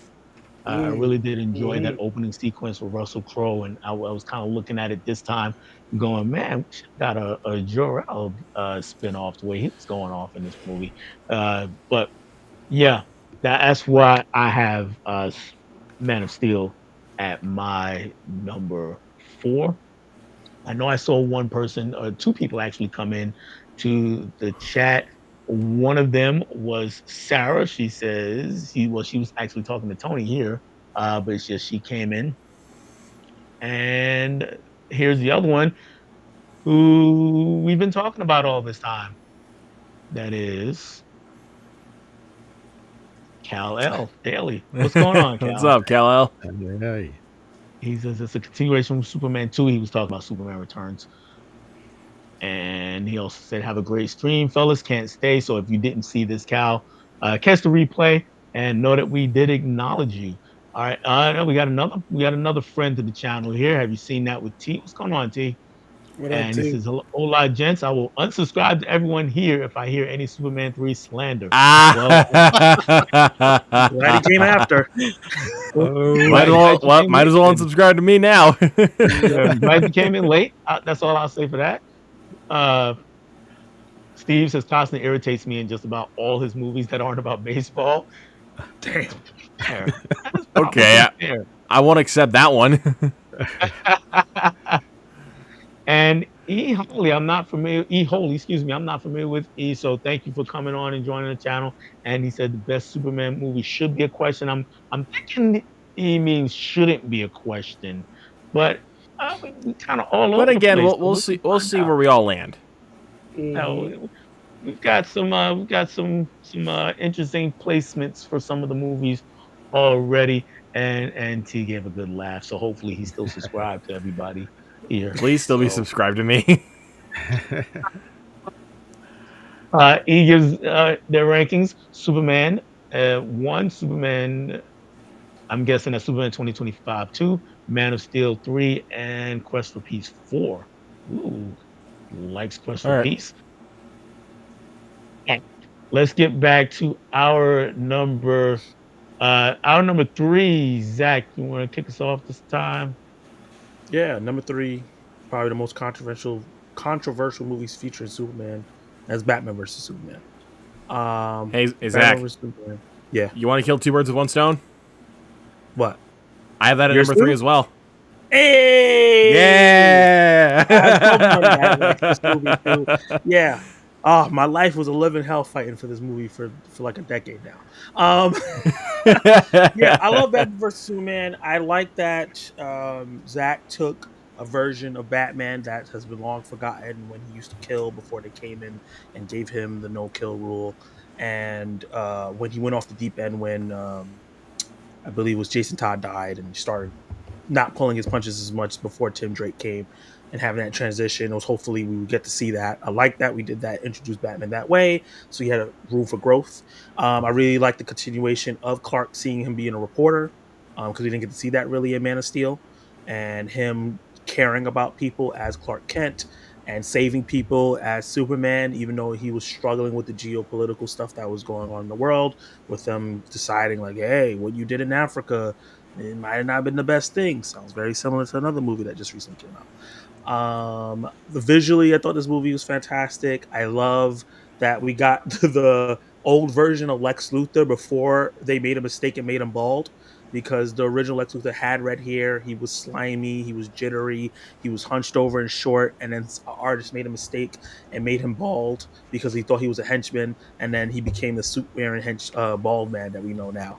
So he kind of drew from that, and that's where the Jesse Eisenberg comes from. So he took a lot of older versions of the character, put them in this movie in a modern aspect, and made a movie about a geopolitical crisis that was caused by Lex Luthor, who masterminded everything. I thought this was probably one of the more sophisticated plots for a superhero movie.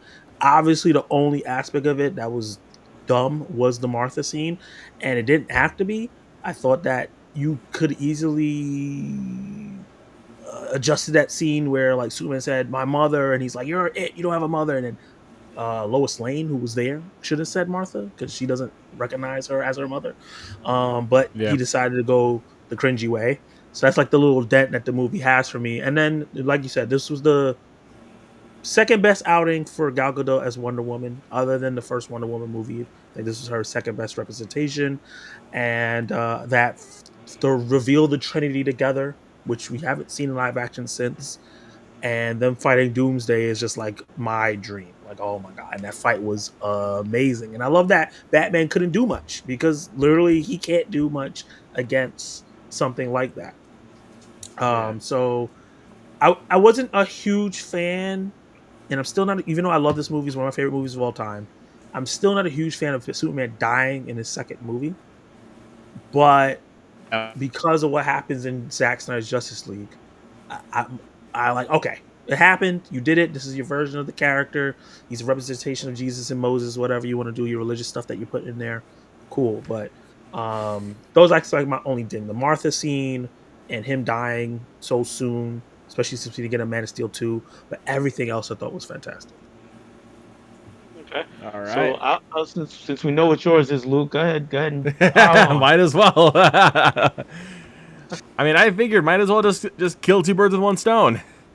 So, but yeah, I agree with honestly most points that Zach did talk about with this movie. But I'm gonna be completely honest with a few things. I honestly do not like Jesse Eisenberg's interpretation of Lex Luthor. Personally, I just like the way they wrote his character. Honestly, is not really Lex Luthor to me. So I don't really know what they were trying to do because I felt like I always bring this up whenever I think about Jesse Eisenberg's Lex Luthor. I always think of him basically as a lesser version of Nicolas Cage in Matchstick Man, because Nicolas Cage in that movie plays an OCD con man who has like a little bit of a twitch here and there. Jesse Eisenberg kind of tried to play that kind of same role in this movie, and it just doesn't come through on screen at all to me. I like seeing Gal Gadot in this movie as Wonder Woman, but the problem is they revealed her in the trailer. Like they spoiled the reveal in the trailer. So it doesn't really come off as like surprising to me if they revealed it in the trailer. So, and yeah, I also do agree killing off Superman in his second movie and then progressing on with what happened in Zack Snyder's Justice League. Yeah, not a big fan of that. Other than that, though, really, really enjoyed this movie. And it took me a little while to come around on this one because I'd only seen the theatrical cut, and no, man, it's not good. But the Ultimate Edition, the only version of the movie that you should watch, really good. I agree. So, All right. Troy, number 3. I'm going Superman 2, the Donner cut, for obvious reasons, like everyone else. Same thing. It just flows better. It's just tones better. Yeah, just all round. I think to see Donner's vision for what he wanted before he got unceremoniously taken away from the movie. Um, yeah, it was kind of good. And yeah, I'm a bit the same with the ending. Just I let that have a pass because this is what the intended ending was. Um, Granted, it's still not the best, but um, yeah, I just think it's and I think too, I got a bit of the nostalgia goggles, especially with like seeing Zod and the fights. Like it was after watching the first Superman, who didn't really do too much, to see him fight some supervillains for the first time was kind of cool. That fight scene was great. Zod was just he just was just the like you said, Terrence Stamp just nails that role in the sense that he almost doesn't do anything but just conveys such a bad guy with as little as possible. You know what I mean? Like his presence alone is enough to make you, ooh, right, this guy means business. It's that's great acting just there alone. Um, but yeah, I just feel like it's the better version, and I mean, general consensus out there is that that is the better version of the movie. But you know, but that's just my 2 cents worth. All Okay. right. All right. Kenny. Okay, so I've been going back and forth on this one as well. I'm going to go with Superman Returns at this point. I this is I think this is a really good film. In general, like just the filmmaking in and of itself, the story of Clark coming back, Superman coming back, the action scenes, especially that plane scene where he said it was a plane. Like it's incredible because it has several layers to it. Like from the time that the shuttle is on top of it. Terrible design, by the way. Why would you design a shuttle with the boosters pointed towards the tail of the plane? What are we doing? What's happening here? Like I feel like every movie I'm like, what are we doing? But once again, Metropolis wouldn't be Metropolis if they didn't have the worst architects and construction people in the world. So, uh, but yeah, so I thought he who should not be named was actually pretty great as Lex. I Yeah. thought that he continued on with what gosh, I'm forgetting his name. Gene Uh, Hackman. Gene Gene. Hackman did, Yeah.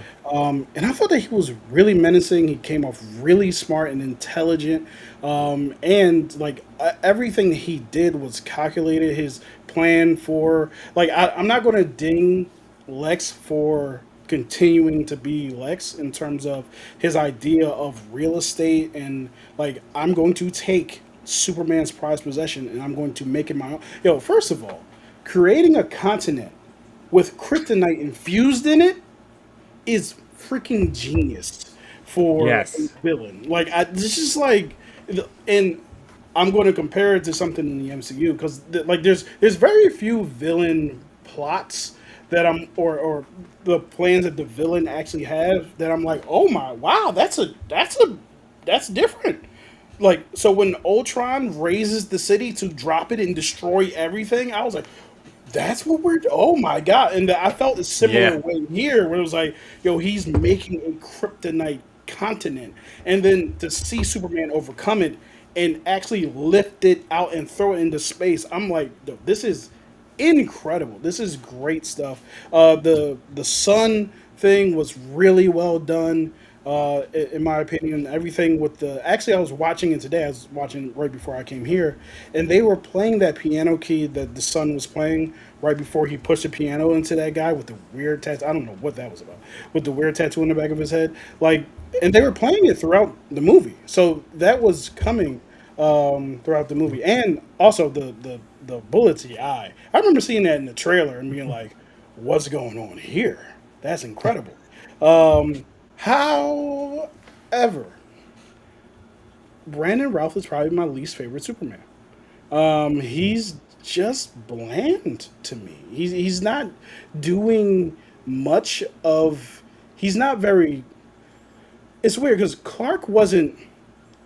He was a bumbling like fool, like Boy Scout, but he was still in a sense charismatic, and I didn't catch that from Brandon Routh at all. And I know that if we look back in the day at the Superman suit from back in the day, it looks great. if you rewatch this Superman suit does not look good.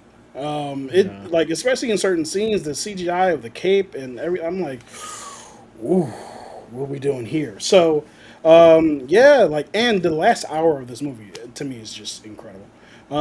But yeah, I really enjoy this film. And I remember when I first saw it, I was like, this is good. And then I went outside and was like, it's the worst movie in the world. That's happened to me several times. And this I was like, oh, really? You guys don't like this? But yeah, I did enjoy this particular film. Also, I bring this up with every movie because Clark does something ridiculous in every movie. How do you have a child with someone, leave, and still don't tell them that you're Superman? Like like what? How do you engage in sexual intercourse with someone, whether or not you had a child with them, and still don't tell them your secret identity? I'm like, yo, what is happening here? This dude is the Yeah, worst. like Yo, But yeah. every bop that's Clark hits, he can't be giving up the Superman. You know what I Oh, mean? He's oh like like, what the man, hell? I never slanging and understood that banging. He got to keep it a secret. yeah, I never understood why he had Yeah. such a problem with Lois knowing anyway. That always struck me as weird, even though I know his dad said you can't be with anyone, which is also struck me as weird because why? But yeah, anyway, yeah. So Superman Returns is my number three. I think it's a really good film. Uh, for Rich, he has Man of Steel at his number three out of on his 100. He's all the way up to 95 with Man of Steel, so he really loves Man of Mm. Steel. Nice. And I am with Kenny here. This is where I have Superman Returns. All And right. Kenny, you gave a lot of my reasoning. So I mean, there's not a ton more for me to say. Sorry, I'll talk to you The next time. airplane scene is one of my favorite scenes in the franchise. Phenomenal rescue scene, Yep. um, or design, but phenomenal rescue scene. And the bullet time, the bullet to the eye scene, also phenomenal. And our friends, or not our friends, but his Lex Luthor, I'm also a big fan of. I thought he was great, and sorry about that, everyone. That keeps going off right when I'm my turn to talk. But anyway, um, yeah, I thought he was phenomenal as Lex because he took. I think he improved on what Gene Hackman was doing in just about every way.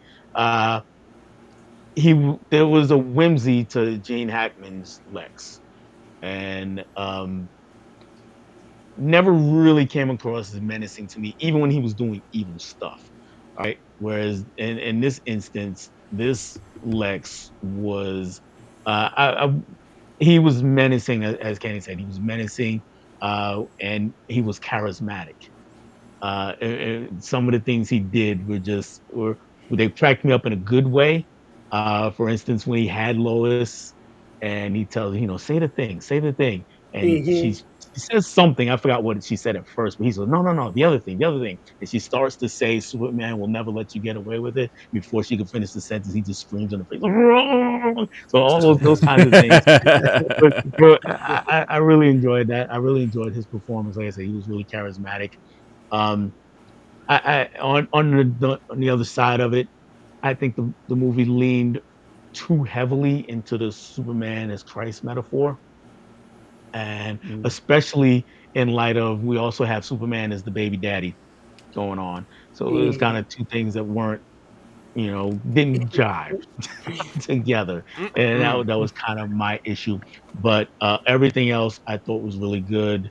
Um, the him picking up the continent or island of Kryptonite, and I have some issues with that because in any other lore, Kryptonite gets this close to him, he can't do anything. Even earlier in the movie, he's having issues with it, but he can lift up the whole thing of Kryptonite. But I was like, you know what?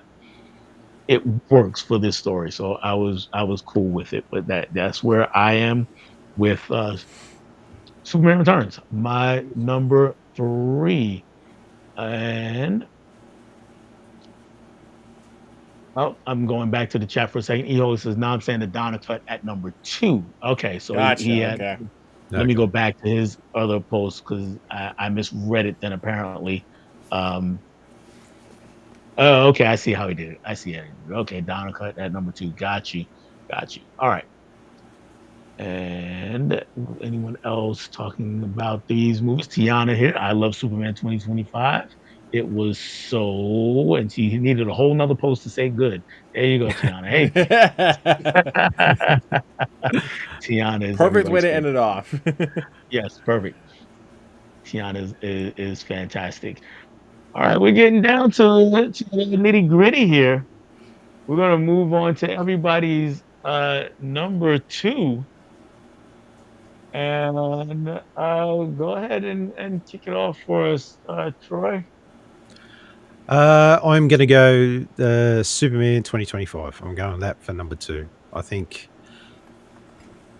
they really, how can I put it? They really nailed the Superman character for me. Like, and I can see how different we all are in with age groups and stuff, where our reference points as far as what our Superman is, if you know what I mean.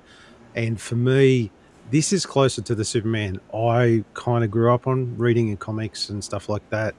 Um, and I also love the fact that he's not like like this god like Superman. He actually has a little bit of a weakness to him. He has to struggle to work out how's he going to defeat this person or whatever else. He's not just because I think they had that issue back. I remember back in the 90s when I was reading the comics that they had an issue with the fact that he was too powerful. Like his stories were boring because he was too powerful. No one can defeat him. Hence the whole Doomsday thing happened. But it was you want to have your heroes have a bit of a struggle to see them overcome that difficulty. So making him just that little bit weak, which seems to be a criticism from some people I've read online, that he's too weak. I'm like, he's still the strongest, the most powerful superhero in that universe. But even he still has limitations as well. I think that was kind of cool. Forgive me forgetting the name of the guy who plays Lex Luthor. I think he was Nicholas good. Holt. Nicholas Nicholas Holt. Holt, That's yeah. it. I was thinking that, and then I thought, no, was that right? Anyway, he he played Lex Luthor. As soon as you see him, you hate his guts, literally. Like as soon as I saw him, I'm like, I can't stand you.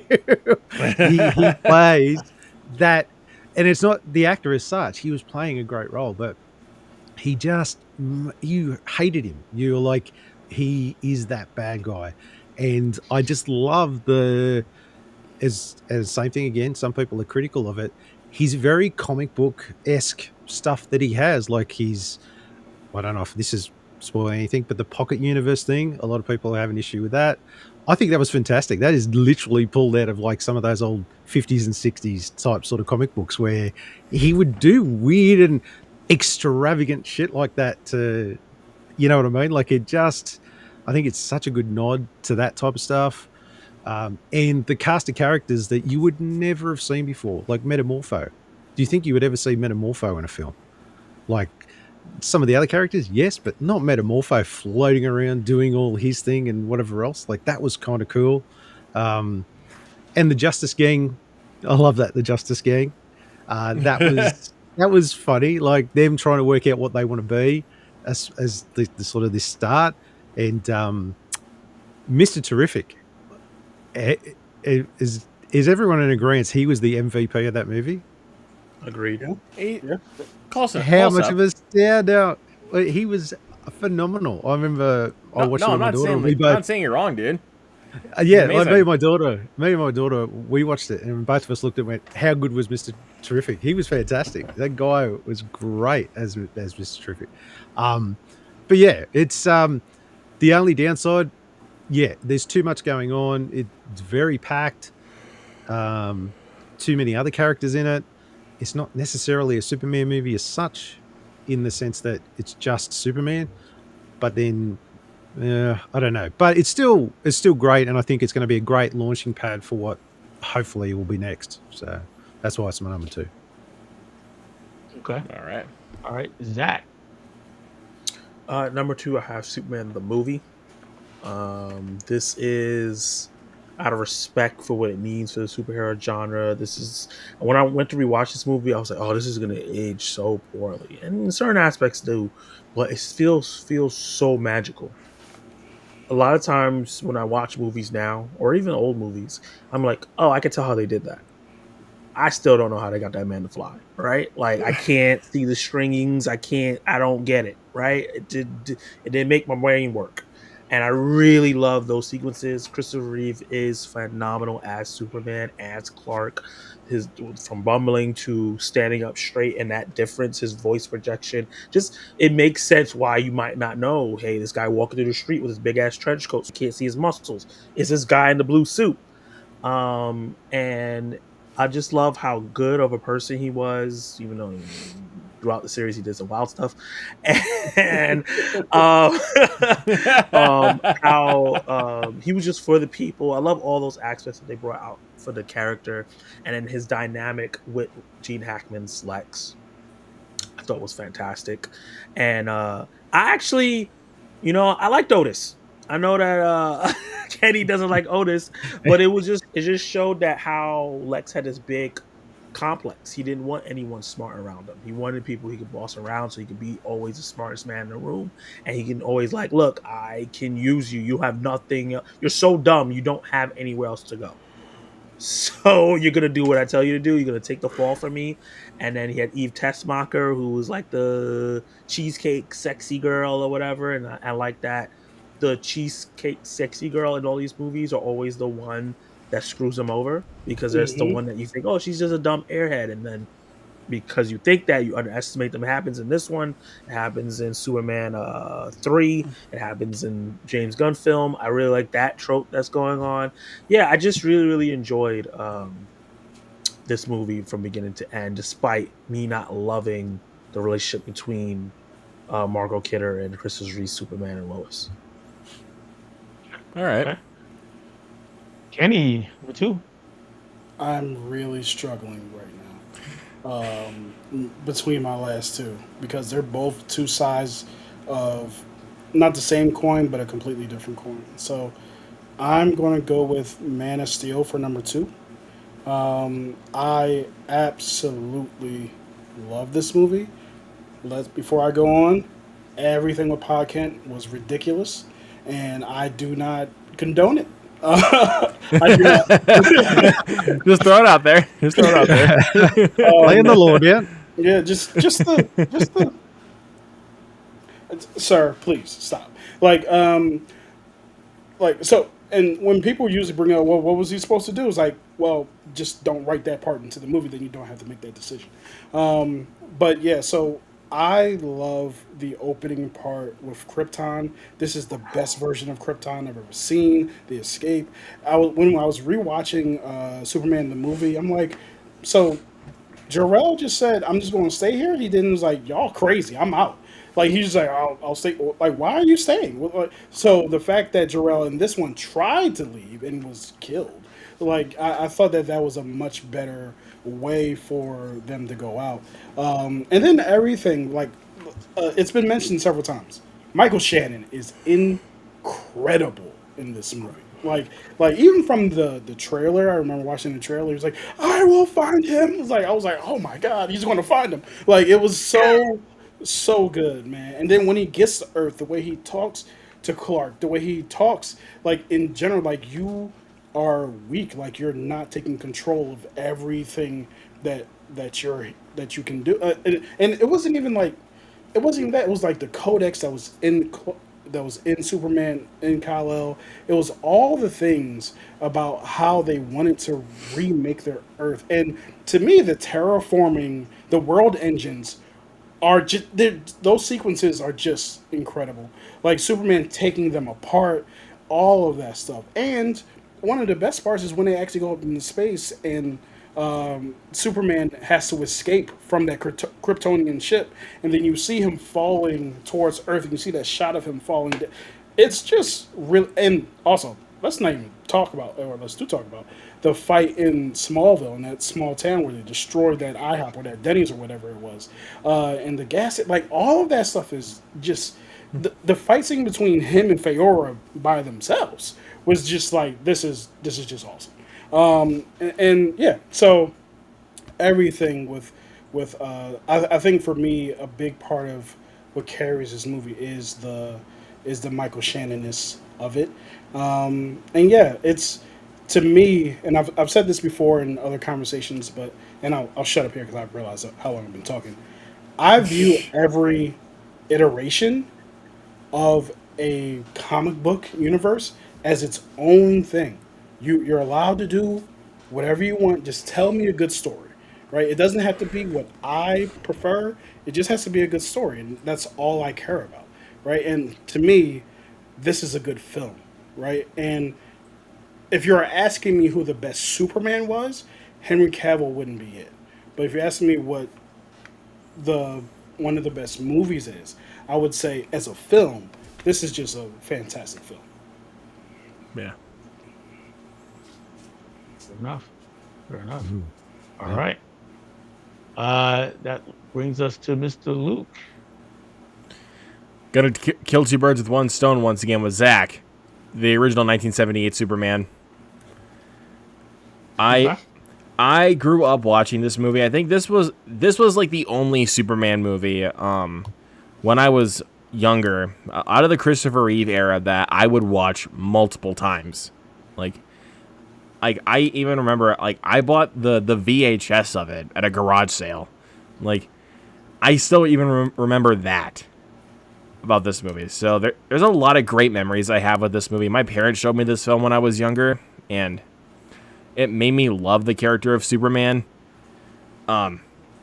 And just everything that Christopher Reeve brought to this role just makes me love this movie even more. And yes, there are aspects to this film that do not age well at all. I definitely will agree with that. But again, this one is more like the nostalgia goggles are really hitting me, and also how special this movie was, for Superman.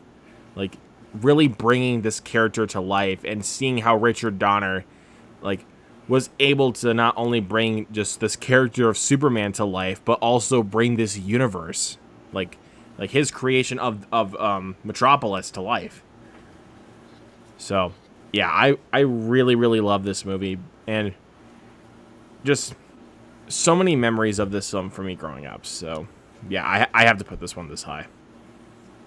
Okay. All right. Our friend Rich, he has Batman v Superman here at 97 out of 100. And for me, I'm gonna have a brand new one, James Gunn Superman 2025. Um, it's a lot of fun. It is definitely it's a flawed movie. It's not a perfect movie, but it's so much fun to watch, and that's what kind of elevates it for me. David Corn Sweat, I don't think we've said his name yet, who plays the new Superman, new Clark Kent. That's right. I think it's one of the other than I would say the first two Superman movies is probably the best character study we've got of Superman. We he maintains a sense of hope even as things are not going well for him, and he's put in the positions where he has to explain himself. We get the interviews with Lois where he's trying to explain himself, and he's put in a position where the people of Metropolis are not all in on him, not all on his side, and we get to see him work through that throughout the entire movie. Uh, all the while, he's never sulking, so he's not the Zack Snyder slash Henry Cavill kind of Superman either. So he's dealing with it, but you never get the sense that you know he would lash out at you, for instance. Like if Henry Cavill Superman is having a bad day, somebody else is having a bad day. I don't think that's the case with this Superman. And he might be having a bad day, but he's going to try to find the silver lining in it. And I really appreciated that about this character.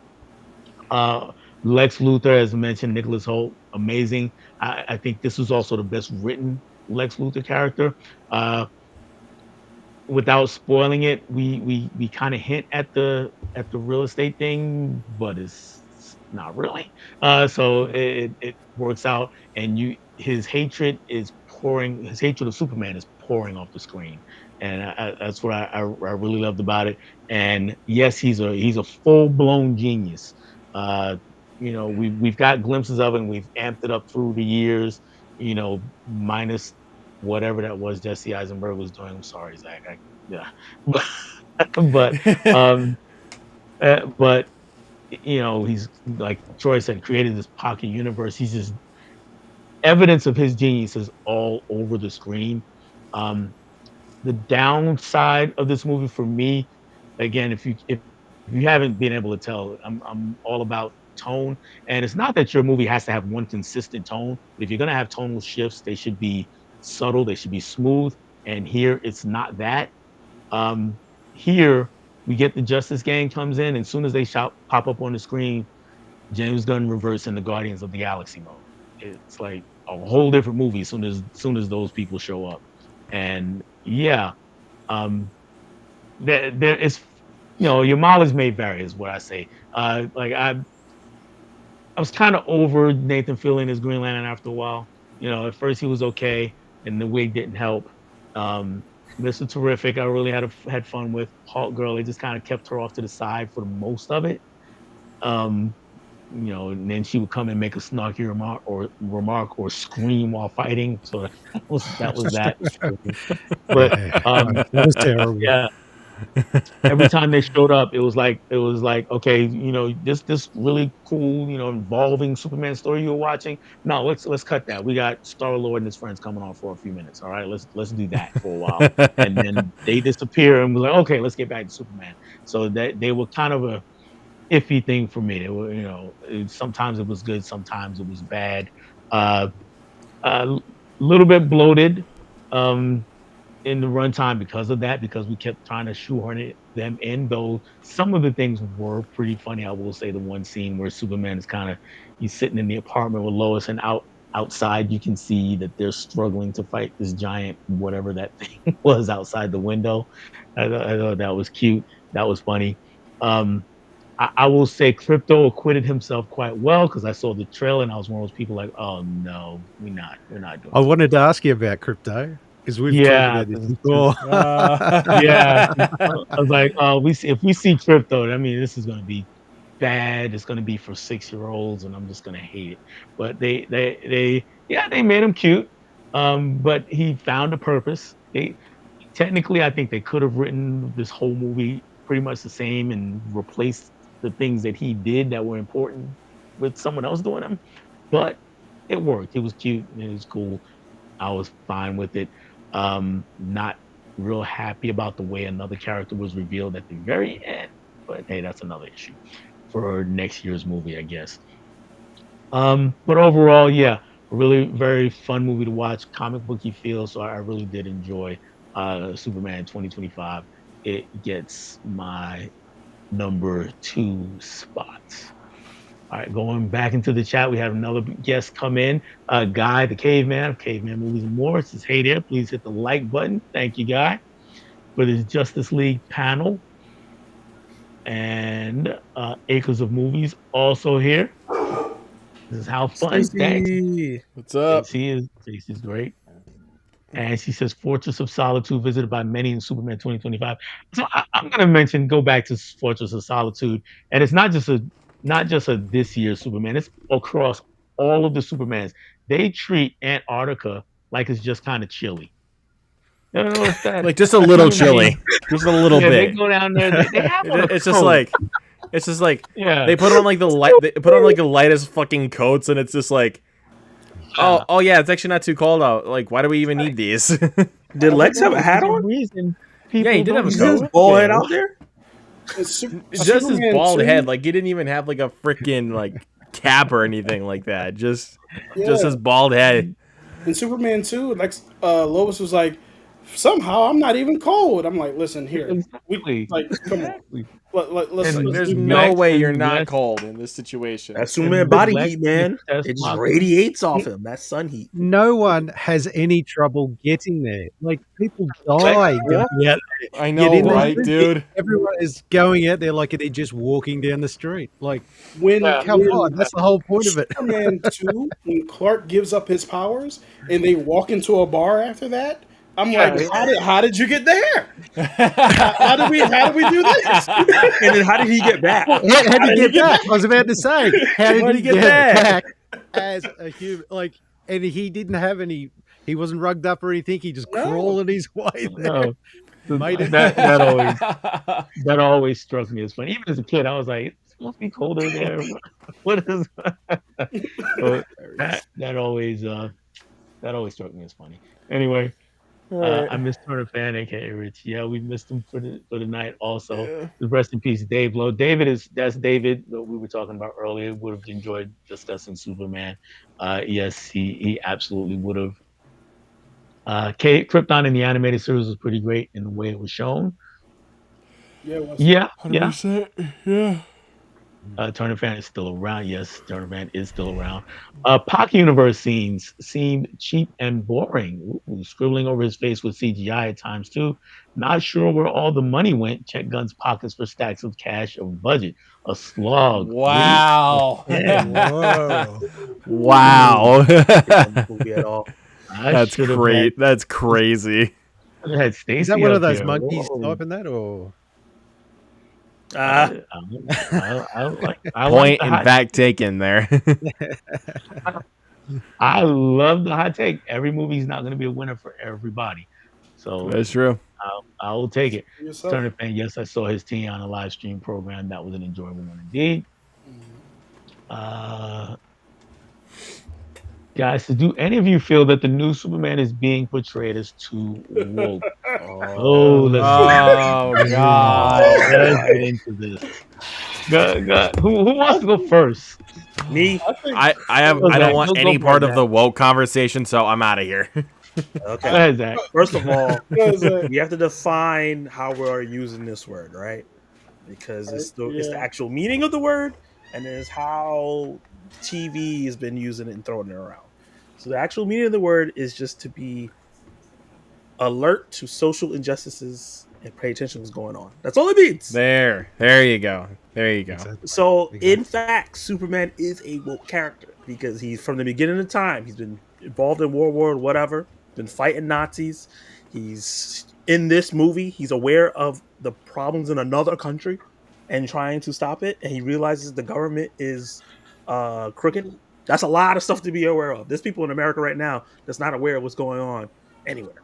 So superhero movies have to be woke for them to work. Captain America is a political movie. He's aware of stuff that's going on in government. X-Men, it's about diversity and being aware of oppression. So yes, this movie is woke.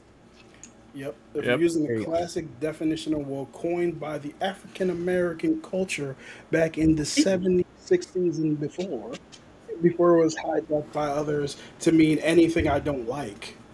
Yes, it is indeed woke. And Superman has always been quote unquote woke because that's who his parents raised him to be. Mm. Care for others who are not as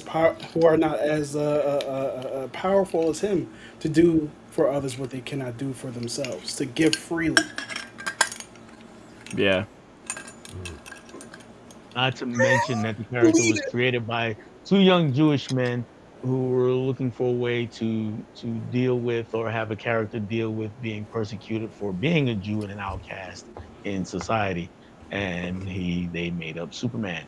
Um, and a self plug for me, a recent video I did was actually about me seeing the Matrix, and I do discuss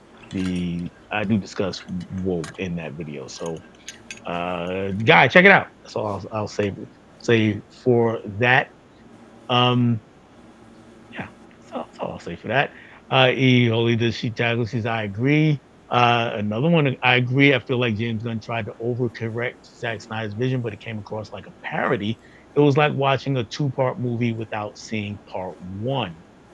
I can kind of agree with that. That's Interesting. fair. That's The, fair. the two part. I don't know about the parody, but the two part thing. It does feel like this is a sequel to an origin story that we never got to see. I'll say this about that. I was glad we didn't get another origin story. So I was Yeah, I I agree. was Yeah, cool with that. I'm So with when right at the beginning when the origin story is right there on the screen, 30 years ago, 3 decades ago, metahumans, 3 years ago, 300 Superman years shows up. ago, that yeah. So was I was actually cool with quite that. well Read a done. book. I like that. I don't want to read it on a movie. I want to see it, especially since he changed I've seen it so many the times. I'm Kryptonian good with it. thing. But they So changed the Kryptonian reason why he was sent here. So if you're gonna change the origin, I feel like I should see it. If it's the same exact one, skip it. Like Spider-Man: Homecoming, they skip it because it's the same exact as Amazing Spider-Man and Tobey Spider-Man. So there's no point of showing it again. But they literally changed it here and didn't replace it with yeah. nothing. Well, they're for me, they're just changing. They're changing the reasoning, but the events that happen are still the same. So I don't think there's really a need to show the events. Um, But it could be different though. and Yeah, throughout the it's movie, not. they tease that message throughout the film, Yeah. and then get to It the kind part of about it kind of gets away from the surprise of him finding out what the rest of that message is later on. If you knew prior, it kind of takes away that, if you know what I mean. I think that's why it was Well, sort of no, we done that wouldn't. way. If we saw the origin, we would have never No, we saw the second half of the message in that origin movie because it was still would have been the first half. And then if a second movie comes and then it gets revealed, oh, this message that he cared so much about, he based his whole destiny on, is corrupted, Yeah. and actually his worst enemy showed him that it was something else. That would have Mm. impacted me more. That's what I'm saying. That's just my All personal right. opinion. I get it that you guys don't want to Yeah. see the origin again. I just feel different Yeah. about it. Yeah. That's fair. okay. She also said at A24, D26, D3, that is basically host. Now, yeah, I did forget to mention that when I was talking about Lex. That was one thing that did also bother me. Um, before I get to that specific or addressing that specific comment, I will say that there's a lot of Superman 4 in this movie. There's a lot of other Supermans in this movie, but Yeah. yeah, we know we got the strand of hair thing shows up again, and Superman interfering in another country's thing affairs shows up again. So it's a lot of Superman 4 in this movie. He just polished it up a lot better, in, Yeah. in my opinion. It's a hodgepodge Now of different Superman movies. yeah. Now in this thing, I will say this is also I'm going to chalk it up to Lex's genius also that there was no lag in him calling out orders and the actual thing happening on the other end. So that was amazing. And 1A is now stuck in my head. 1A, 1A, 1A. So as as as it pertains to this movie. But yes, Stacy, totally agreed. And Stacy's she says yes, buildings still fall through the squirrels saved. We talked about that. Evacuation or not, also whole MacGuffin of Jimmy Olsen and Tess Markers all off screen. Most big events of this movie are off screen. Hmm. Hmm. The Jimmy Olsen thing did bother me a bit because it was like, dude, why are you hesitating so much to answer this woman's questions? She's giving you what you want. Even Yeah. if you don't mean it, Just answer the damn just answer the question. question, dude. Yeah, Hmm. I agree with that. Build tension, which you I Wow. guess. Well, I went and saw. So I saw this, and at the last time when she does it, I don't want to spoil it in case anybody hasn't seen it. But the last time she gives him an ultimatum, pretty much. And I will say what the ultimatum was. We got to spend the whole weekend together. And Jimmy hesitates to answer the question. Somebody in my theater just yelled out, "Just say yes." So that was hilarious. That's great.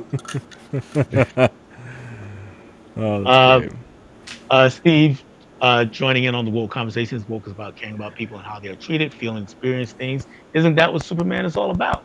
Fair enough. Yes, very Absolutely. good. Yes, he seemed very kind. That was nice indeed. Thanks, Dell, about the Fortress of Solitude. Yeah, they need better security too. Also, robots were murky CGI to me. What did you guys think about the robots, real quick? I like the robots. Me Yeah, too. they're not too Yeah, bad. The CGI yeah, they're wasn't fine. Yeah, perfect, but it didn't matter. Yeah.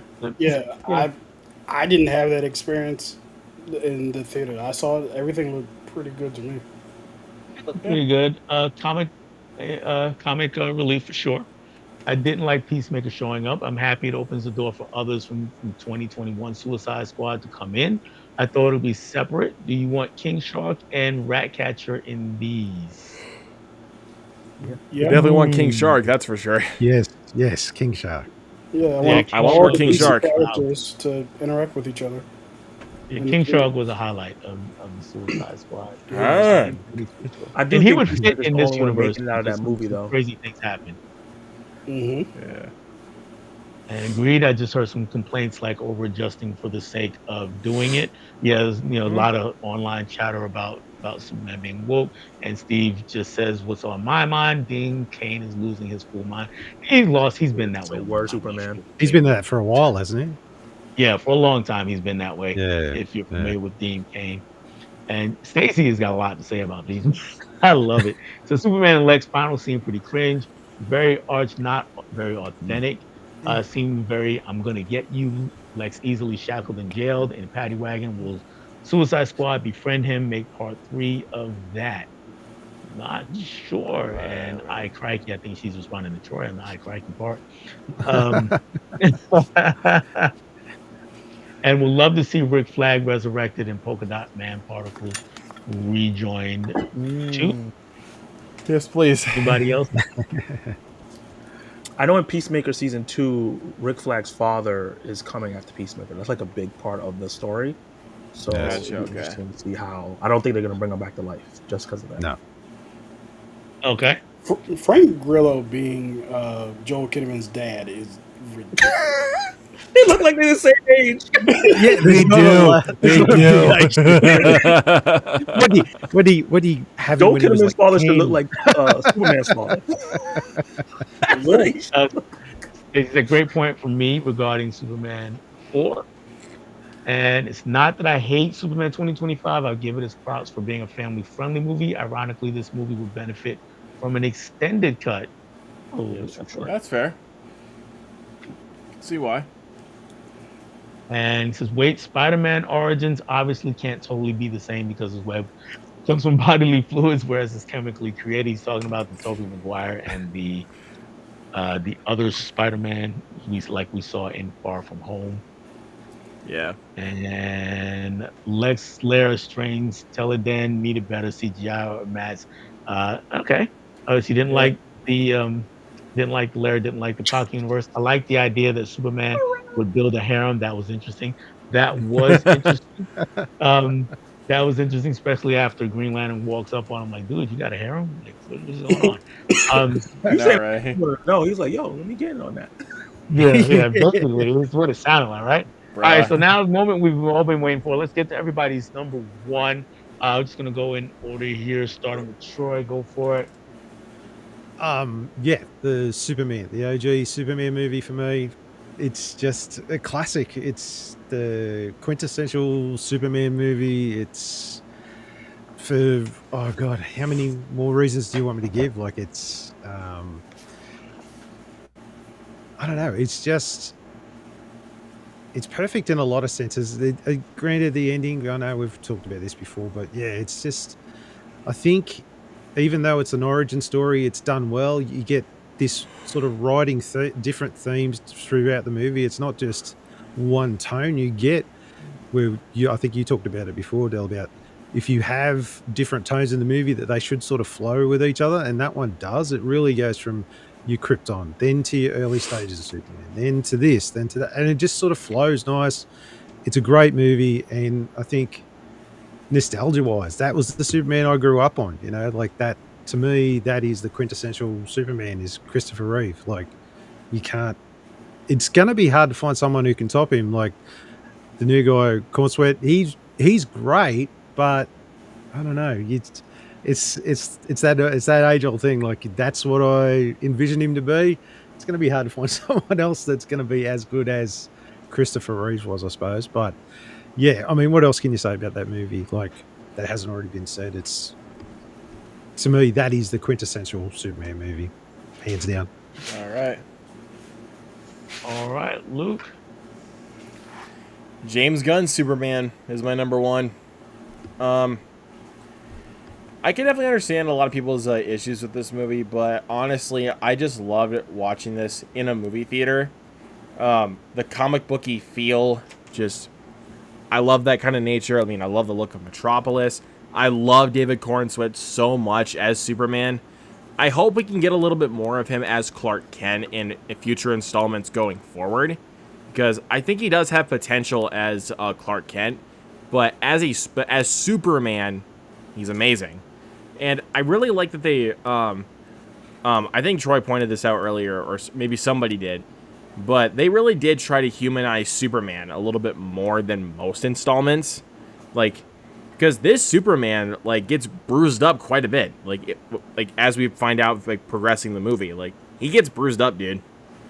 But David Cornswood's great, like I said before. I loved Lois Lane. Rachel Brosnan was great. Lex Luthor was amazing. I mean, Nicholas Hoult. I don't think they could have gotten anybody better to play him. Still, Gene Hackman's the better Lex Luthor, but I love Nicholas Hoult so much as Lex Luthor. But the real show stealer to me was Crypto. Yeah, Like, boy. Crypto was my My boy. MVP. Like, and especially getting to see Crypto whoop Lex Luthor's ass at the end of the movie was picture perfect, and that was so freaking funny. Like, oh my god, that was funny. But yeah, I just love this movie, and I do plan to go see this movie again because it's really been sticking with me, and I really have been wanting to watch this again. So it's my favorite. All right, Kenny. Also, Superman, James Gunn Superman is my favorite of these Superman movies.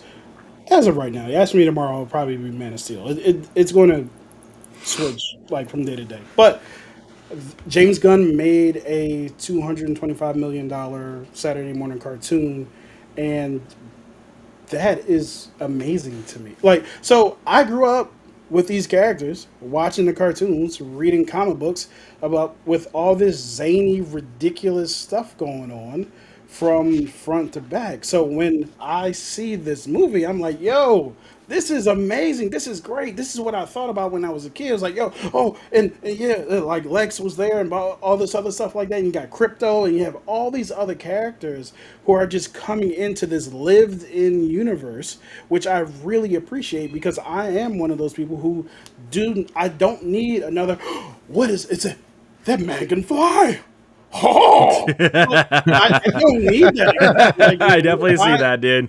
how does that benefit me? At this point. So this is not a shot at anybody. I love you. But like for me, it's I get to jump right into it, and we get to explore this world where there's a guy standing in the window eating a donut watching a kaiju. Why? Because this is just how things are around here. Like we get kaijus. You get Lex Luthor throwing armored robots and assassin ladies with saws for hands and kaiju and all these other things at Superman because he is being a classic supervillain every episode. I'm gonna throw something else at you. You know what I mean? Like it's just like the way that I grew up with Superman. So with all that, there are some definite flaws. I am one of those people who does not like the reinterpretation of Jor-El's message to Clark. It doesn't do anything for me, right? I don't like it at all, but it also doesn't take away from all the things I did enjoy about the film. I also don't necessarily agree that it's a Guardians of the Galaxy light, like a lot of people are saying. I think those supporting characters are very much supporting. This movie is quite literally about Superman. It's all about him and his motivations and what happens when you cross into those country borders like Superman 4 and when he's challenged by Lois and he has to like talk about the black and white. People are in trouble. I need to save them. What's the problem? Like I enjoy all that. And I also enjoy all the weird pocket universe. Like I enjoy all the weird of comic books in a comic book movie. What if we made a comic book movie like a comic book? I don't know. Sounds good to me. So like I really enjoy all of that. There are some things like I said I don't like. Cat Grant is only in this movie for two reasons, and because we are on the family friendly network, I'm assuming I won't say what those reasons are.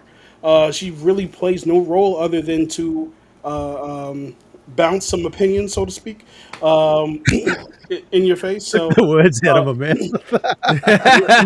That was not family friendly. I don't know what else to So say. there is only two reasons. I'm yeah, just yeah. I said bounce those her opinions in people's faces, but yeah. So so those parts I didn't necessarily enjoy. Yeah, but for the most part, I had a really good time, and I did enjoy Lex quite a bit. Not as much as other people, but I did enjoy him quite a bit. I thought he was a little overbearing, a little much. Tone down like just one notch. You know what I mean? So, Yeah. but yeah, overall, I did enjoy this film. Zach. Yeah, my favorite Superman film is Man of Steel. I love that it depicts Superman in the light of some of my favorite Superman comics like Birthright, American Alien, Earth One, and a couple other stuff where they've been exploring his loneliness and trying to figure out where he is in the world from a child, and then becoming Superman later. And obviously, we didn't get to see him brighten up in the DCU because it was cut short, but we were starting the character at a base of where like he's not Superman yet. That's why it's called Man of Steel. And then later on, he becomes the character that we know and love. I like when they do that because I don't want full formed characters right in the beginning. I feel like they should have these greater flaws and then build to the character that we love and know and love. And it just from a visual storytelling standpoint, from the Krypton sequence, never seen anything like that before, to him saving the rig, and him walking through that door with fire on him. That was an amazing visual. So everything with him and Lois, and kind of Lois chasing after him, and it didn't take long for her to figure out who Superman was. Like, that whole like she's the best reporter, but she can't figure out who Superman is always an issue in a lot of these things. So to jump over that was really good, and I like that they did that in the new Superman as well. And then the fact that I don't hate the his father aspect of it, because I think about them trying to ground this story in reality, and I think about how parents will sacrifice themselves to protect their childs and tell their child not to do certain things to stay safe. And if you have someone that is illegal, basically an illegal alien, and also has these grand powers, what is the DC going to do with this person? They're gonna catch him and test on them, or if they don't, he's gonna have to kill people. So he doesn't want Clark to be in that situation where he has to fight against the government, because as soon as he revealed himself, all these problems came to be, just like his dad said it was going to happen. So I didn't have a problem with that aspect. And then the final battle was amazing. I think a lot of people criticize it, but people don't realize this was his first day as Superman. One, he literally just put on a costume. He literally just started figuring it out. And then the second Yeah. part of it, most of the destruction in the city wasn't even him and Zod. It was the world engines literally lifting up the stuff and bringing it down and lifting up the stuff. So by the time Superman fights Zod, most of that stuff is gone. The city was He's destroyed before they started fighting. Yeah, and then they're just like bashing through empty buildings at that point because all the people are running away like they should.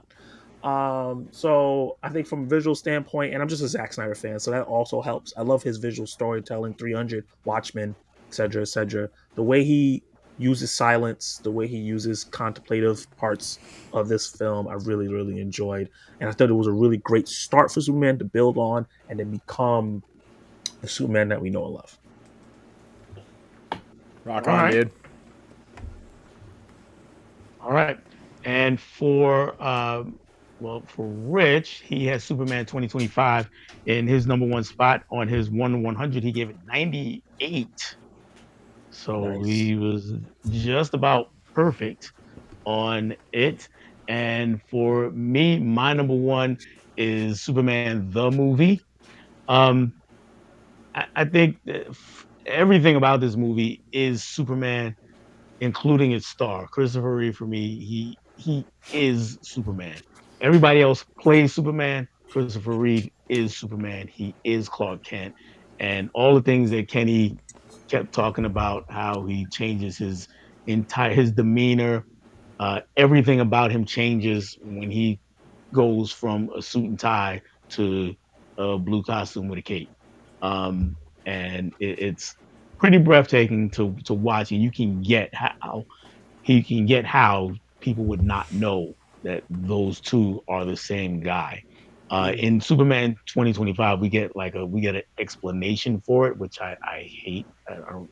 It's a terrible explanation, and they kind of treat it as a throwaway line. So if you don't remember it, I don't blame you. Oh, Um, the yeah. no glasses. I think it was Hypno based glasses. on the comics, if I remember correctly. Yeah, Not to say it's Yeah, everything it's they that happens in the comics is good. they bring it up like, well, how come nobody they can do tell about the exist. glasses? They say it. Mm, Um, but yeah, this one just yeah, his performance is just spectacular. So the storytelling is patient. Yes, it's a superhero movie. Yes, it's a comic book movie, but it doesn't have to rush into everything. We mm, actually get to know Clark. We makes it easier to empathize with him. We're just on his side. We're just all in with him from the very beginning of the film. Uh, First incidents of product placement that I can remember in a movie when I was a kid with the Cheerios sitting on the table, but that's another story. um, Other than that, then yes, we don't get a supervillain in this movie, but we watch him grow into the role, and that score is for me is arguably the best scored film of all time for me personally. I don't know about anybody else, but that mm. score is just phenomenal. And I really love just about everything about this movie. Are there problems with it? Sure. Could we have done without Otis? Sure, but I like Otis. He was cool. I had fun with the character. Uh, Lois and Clark's Lois and Superman's relationship. I got it, and I think maybe I have nostalgia goggles on there because by the time I saw Superman 78, I had been watching Superman, the Adventures of Superman, the live action TV series with George Reed every day in syndication, right? So Superman and Lois was just a thing. That's what it was, Superman and Lois. And so by the time we get to the movie in 70, well, and also all the cartoons, but by the time we got to the movie, it was like, okay, so Superman and Lois are supposed to be together. So I just always accepted it as that. Does the movie always do the greatest job of establishing that? I think they do a great job of establishing that she is really infatuated with Superman and doesn't take Clark seriously. So I think they do a really great job at that, and that is one of my understandings of their relationship, at least in the beginning stages. Yes, it gets kind of ridiculous that she doesn't figure it out sooner. Um, but yeah, everything about this movie, I just really love. I've grown up on this movie, and every time I watch it, I'm reminded of how great it is. And yeah, that's just Yeah. where I am with Superman 1978. And oh, the other thing is, Zach mentioned there's an element of just magic to this movie, Mhm. and Yeah. that Yeah. I really appreciate that. And one of the big elements that help one of the things that helps that magical feel for me is the people of Metropolis. And Kenny, you brought it up a bit also, where like when we get another origin story, it's like I don't need people going being amazed this guy can fly. Well, in the context of this movie, that's what for me makes it so magical. It's like when he appears, it's like, oh my God, what is happening? The whole world has now changed because he's appeared.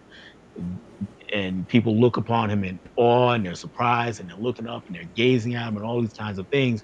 Whereas when we go down the line and get to like Man of Steel, where it's the complete opposite, where we got that whole scene where the military shows up in the desert to talk to Superman. He's suspended in midair, and everybody just act like he's sitting there eating Cheerios or something. It's like nobody bats an eye. It's like whatever, lady, Superman. Let's just have a talk. I looked up, and any one of you were just suspended in midair. I'd shit my pants immediately. It's what is happening? What is Oh, let me do it happening? now. No, I'm sorry. The world has what is no? So that element of magic is there for me for this movie, and yeah, I can't shake it. So that's my number one. All right. All right. Moving back into the chat real quickly. I'm just gonna see if I can find more comments about it. Stacy, I think is still going on. And I love it. I should have Stacy up here. who you want to cast? Who would you want to cast to play Martian Manhunter, and who do you think James Gunn will cast as Martian Manhunter? I want one of my favorite characters done good. Any suggestions on Martian Manhunter? Lakeith Mahershala Ali. Stanfield. Say that What was it? again. You said Mahershala Mahershala. Ali. Yep. Mahershala I said Ali, Lakeith Stanfield. Lakeith Stanfield. Yeah. Daniel Kaluuya.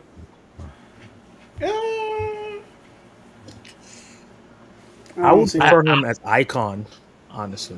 Icon. I If Yeah. they can see were that. going to do him.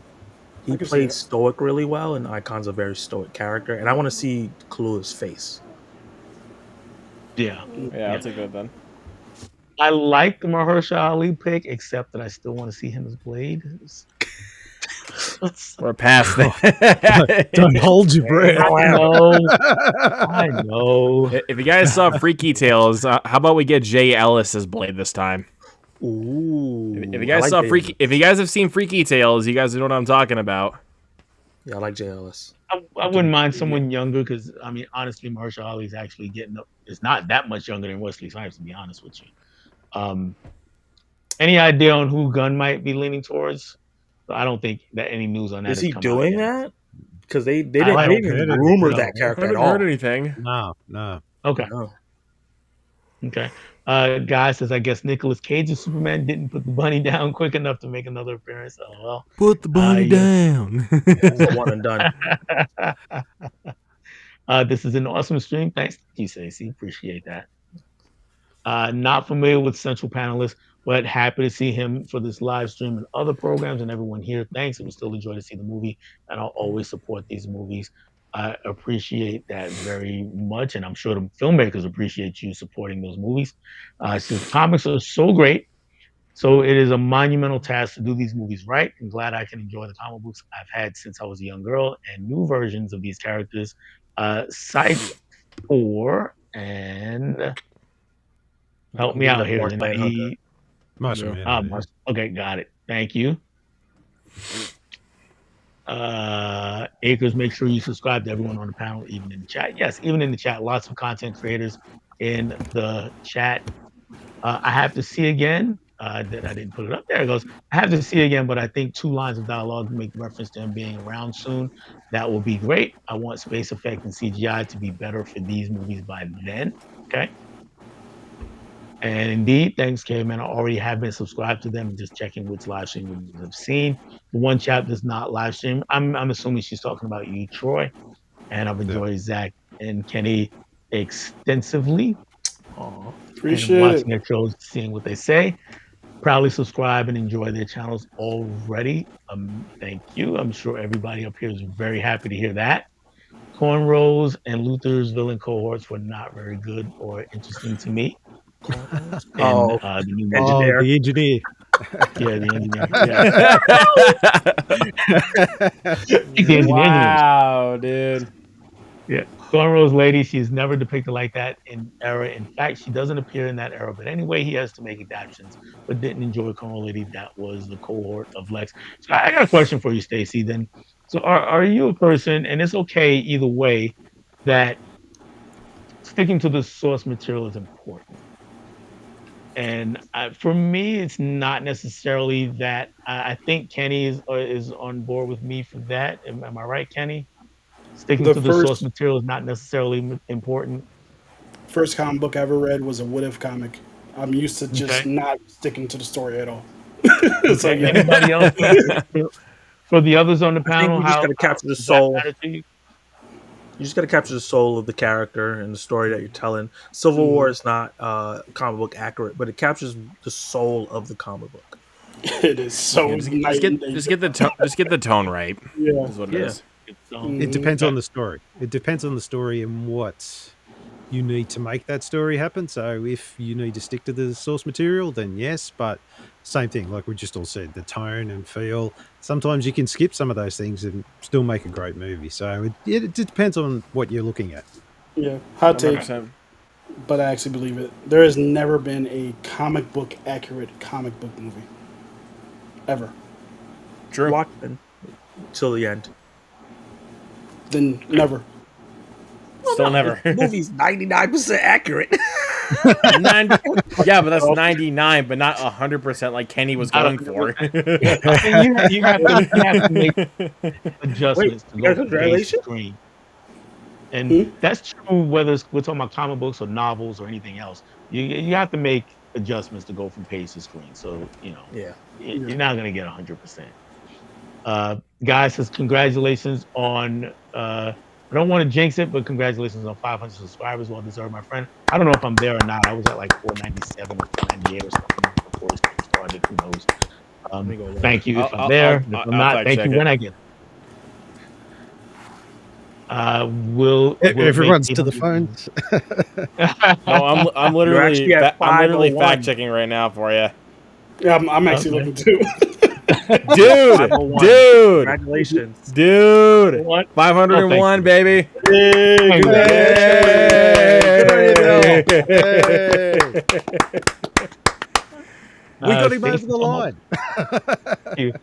Stacy talking about Yeah. box office. Will it make 800 million or more, like 550, 650? Any thoughts on that, guys? Where I think I'd Superman say will wind close to up box 800 office? million. I'd say. I think it does around what the Batman did, 700, 750. Yeah, Yeah, yeah, sounds about yeah. right. hmm It's like people are Okay. enjoying it, but it's not Yeah. like sinners. You know what I mean? Like, oh, I gotta. You know what I Yeah. mean? That's everybody going to go see My Sinners sister for and my the niece are fifth watching time. it right now. And I'm very interested to see what they say because hmm they're cash. They don't read or watch any of the anime. They don't have no attachment to the comic book stuff. So I'm interested to see what like a regular person thinks about it. Oh, watching Superman. Yeah, they text I me thought you like, "Oh, meant I'm gonna watch it." I'm like, "I'm going to the stream to talk about it." cool. Yeah. So, all right. So I got a question for you then. With Superman, yeah, regular people, you say regular people, but Superman is so ubiquitous of a character. Everybody knows not only Superman, but almost everybody knows the Superman story. Do you think that helps it Well, at since the this is box not an Yeah. office? origin story, no. They're Not well, just Oh, not dropping you in the just because it's world with Superman. all these characters. I already know my sister's gonna be like, "Who the hell is Mr. Terrific? Who the hell's Metamorpho? Who are these people?" I already know my sister's gonna be saying that because they don't. But is it They're just coming. is it They're gonna just in matter if the she likes world. the movie?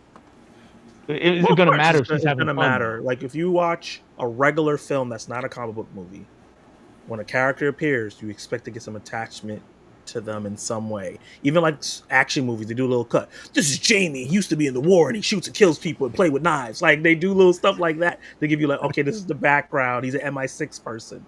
Like comic book movies, we can get away with that because we already have knowledge of who these people. I know who Guy Gardner is. I understand he's the third Green Lantern. My sister's gonna watch it. Who the hell is this weirdo with the bowl cut? And why? Who's a Green Lantern? You don't know. You're not gonna know who that is. So that's what I'm saying. I wonder if how casual people are gonna get it, that or I'm Yeah, I think people curious, who are not but even if casual. I Yeah. fun can disagree with outweigh that that, a little bit. I think okay. the new one, yeah, it definitely is more weighed to people like us who know that backstory, who know that type Mm, of stuff. It's yeah. yeah, would be curious to get like you said, a layperson on the streets opinion of what they thought, and you'd probably be asking the same questions.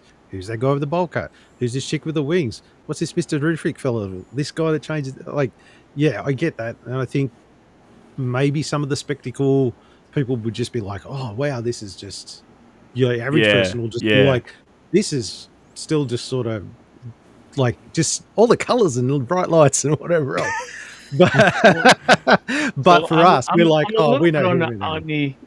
I'm a little bit on the opposite end from you guys on Yeah. this one, and it's not that they'll know who those people are, but I don't think they really care as long as they're having a good time with what's happening on the screen.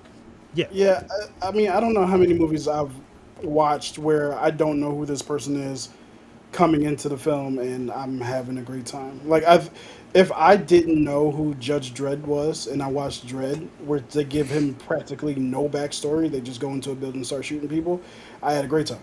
You know what I mean? Like Yeah. I don't think yeah, that you necessarily need to get the full backstory on somebody before you move forward. Like we learned about what do we know about John Wick? He's the Baba Yaga. Okay, he's a badass. Okay, that's all we know. And you killed his dog. He's going to kill you. Okay, cool. That's all we know, and that's all we need to know. You know what I mean? So I Yeah. don't. So yeah, The movie's through his POV, and we get Uh-huh. people talk about him throughout the whole movie, so we have an understanding that he's a past. They killed his dog. The whole movie's about him. That's very different from a side character who there's no information. Yeah. Yeah. And Judge Dredd is different because we're initiated. I can watch RoboCop, Judge Dredd, or any of these movies, and I'm like, I'm a nerd. I get who this person is.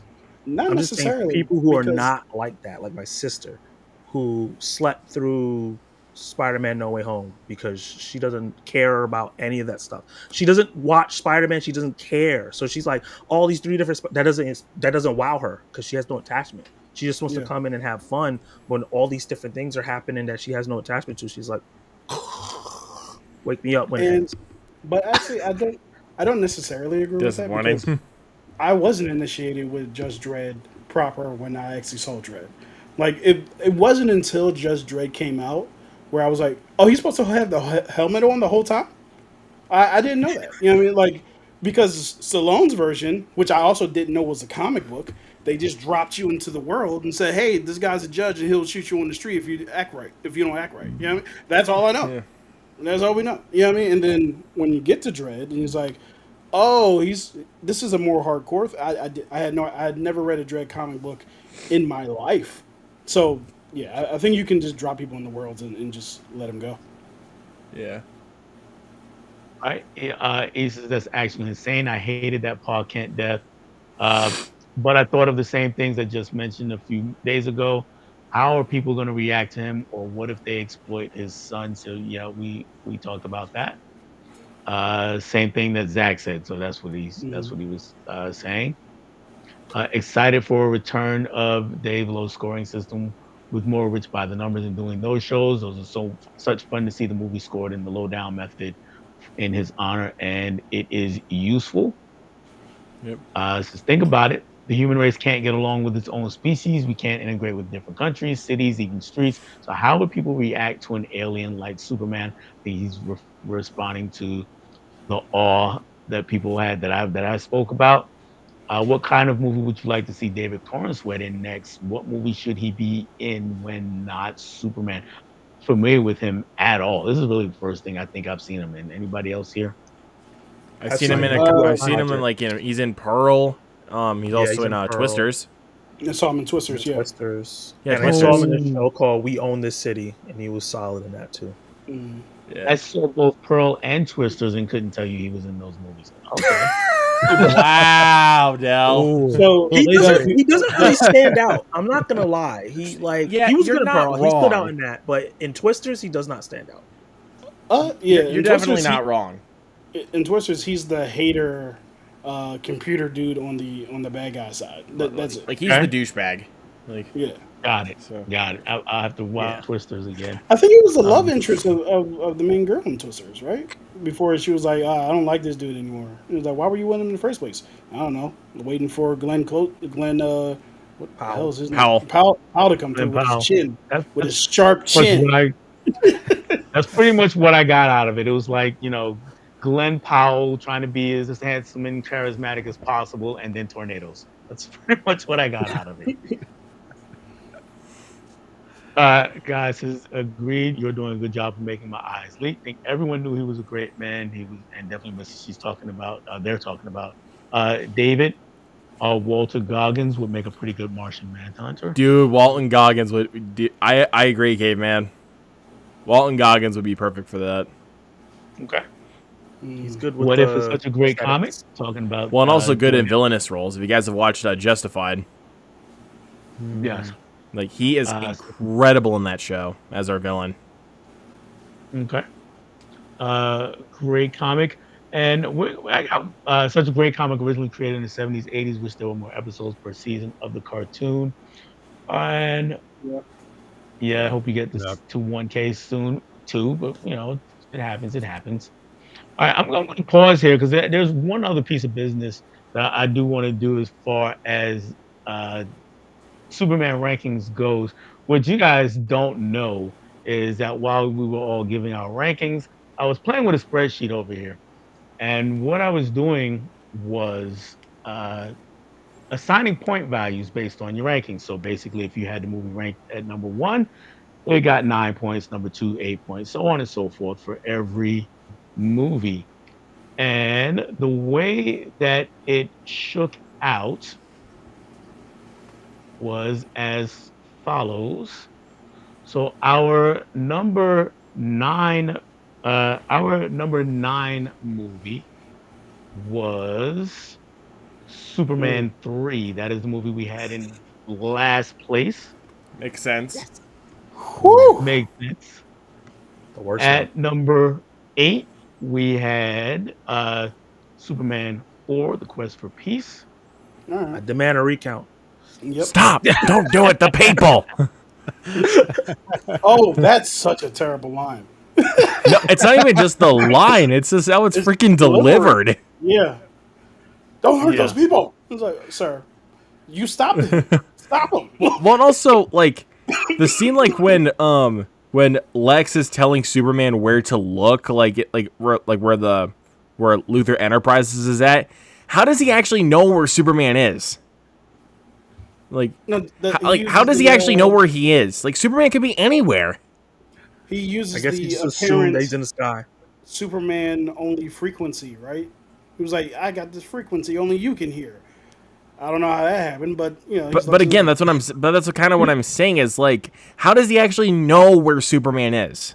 Oh yeah. Luke, Is what I'm saying. he's a genius. He says that 17 times in both movies. He knows everything. So that's a good point. Yeah, that's I'm the just saying, dude. If you really think about it, how does he actually like know where Superman is? This is why he's Lex Luthor and you're Luke Ponto. Because he is a genius. I don't know if I accept that as a compliment or not, Zach. I wouldn't All want you right. to be Lex Luthor. He's a terrible person. But now continue. Person. Our number 7 was Superman 2, the theatrical cut. Okay. All right. Okay. Number 6, Batman v Superman: Dawn of Justice. Really? No. Ooh. Okay. Yeah, I'll take it. You'll take it. Yeah. At number, I'm gonna go back to because I lost that, but I'm gonna go back to Superman 2 for our number 5, the Donner cut. Mm-hmm. All right. Our number 4, Superman Returns. Yeah. Nice. All right. Number 3, Man of Steel. Mm-hmm. Ooh, okay. All right. Mm-hmm. Number 2, much to my chagrin, Superman the movie. We're And I'm gonna outvoted, John. claim recency bias, and our number 1 was Superman 2020. Let's go.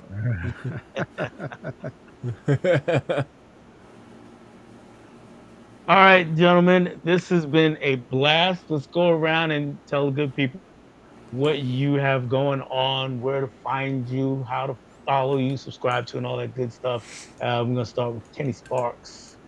Hello. Wait, where's my camera? Hey. Hello. My name is Kenny Sparks. My name is Kenny Sparks. I am a YouTuber. My YouTube channel is Kenny Sparks YT. If you type in Kenny Sparks, I should be the first or the second person because I'm it. So I do movie reviews. I try to put one out every week. What I have coming up is I don't know because I don't even know what's coming out this week because I spent so much time trying to get through this Superman review. It took me like 5 days to do. So I'm not even sure what comes out this week, and I haven't been paying attention to it at all. So this might be the week where I don't put something out, or I can finish the Final Destination joint I'm working on. So that's me. I'm Kenny Sparks, and I am happy to be here. All right. Let's go to Luke.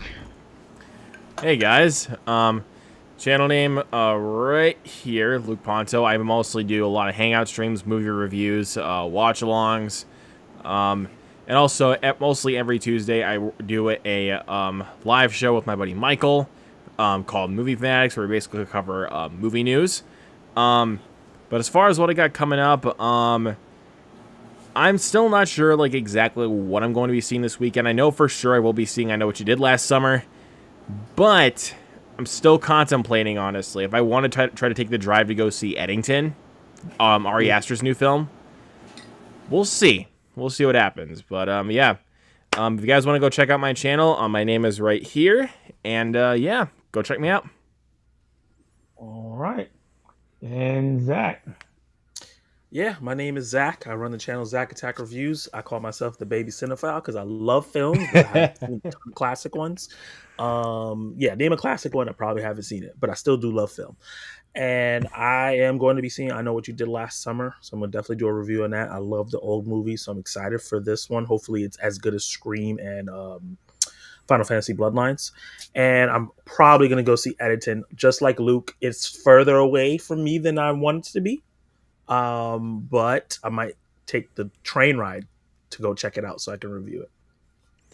Well, I was saying, like, honestly, like, unless by some God happen miracle, my theater actually plays it, because they rarely get A24 films. Like, it's a rare occurrence. My theater has it at 8 a.m. and then 9 p.m. I'm like, what the hell? There's a lot of hours. That's what I'm thinking, dude. Now that you say that, I'm like, at work, hell nah, I'm son. going to sleep. Wow. If I watch Edited at 9 p.m., I'm going to fall asleep. Spencer gave us an answer, by the way, for source material. I just want them to be good source material, not imperative. When decisions seem frenetic and when without a context. She did not. But so I'm guessing she means that's a problem. Says congrats, proud of seeing so many of your programs. Great job. And I'll get back to the chat in a few.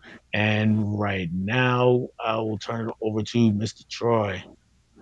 Yes, I'm Troy, and my channel is the Comic Book Movie Collector's Guide, where I just talk about all things collecting superhero cinema. So if you're into superhero stuff, I'm your man.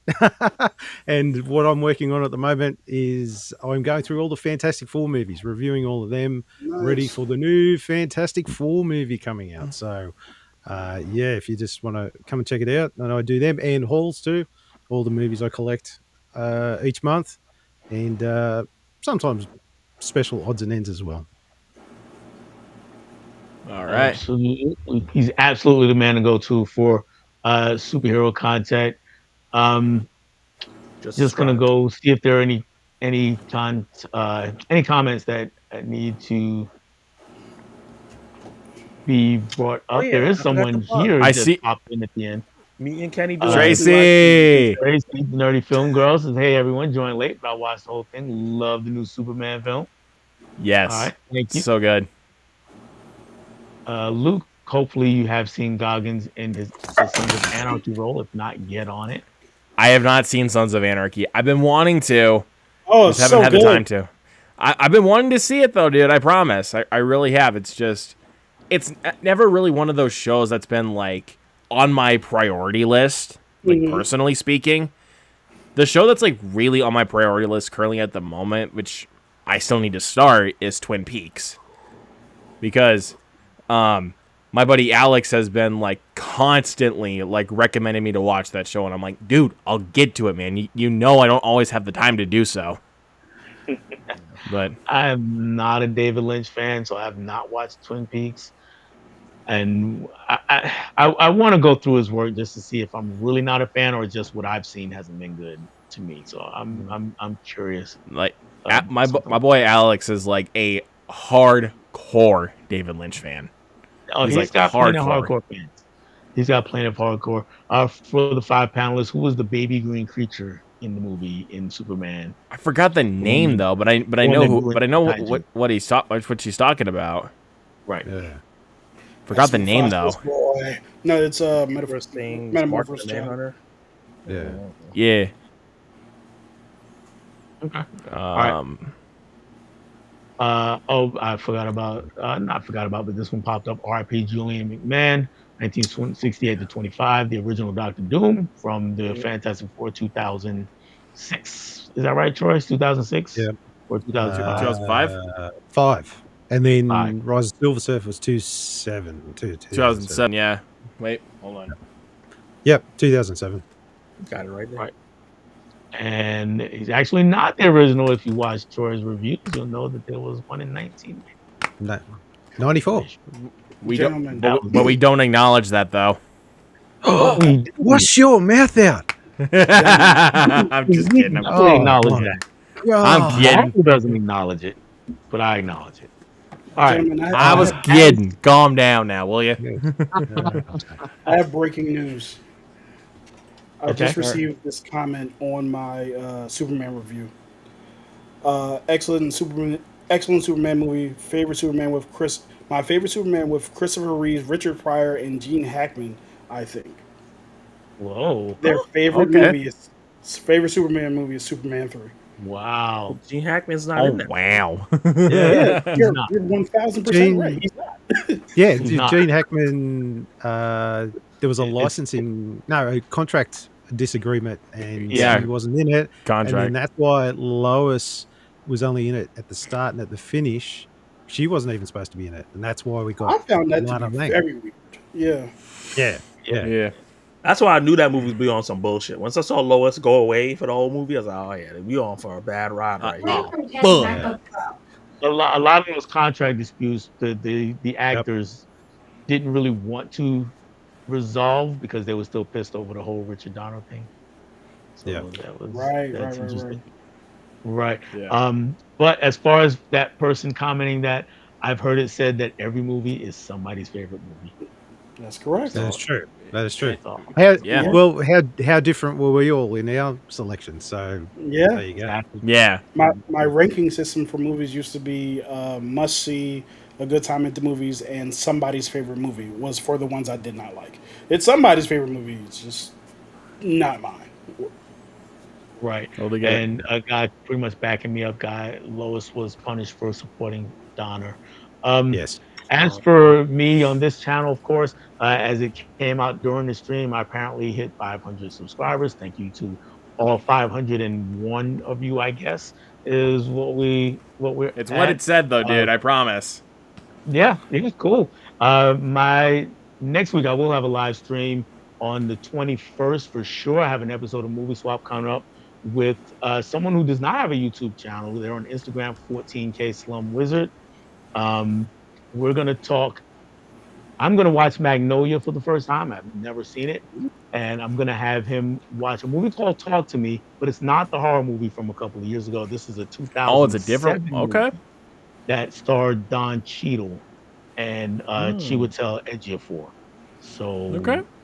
also based on a true story. So it's a What's it sort of called? biopic. Talk to me. Do I have? No, I don't have it. I have it over there because it's on DVD. It's in the closet. All right, but yes, it's called Talk to Me, 2007, if I'm not mistaken.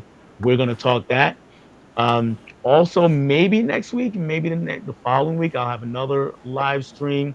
Uh, it'll be way past my birthday because my birthday is actually Friday, and so this will be a birthday stream, 3-year anniversary on YouTube, combo celebration, and now combo 500 subscriber stream. So we'll do all that in a couple weeks. Maybe next week, but All right. probably the week after, and then maybe some random videos in between here and there. So that's all I have for anybody. Any parting remarks other than we all love Superman? Thank you for having me on. I appreciate you for considering Yeah. me to be Yeah, on this totally. live stream.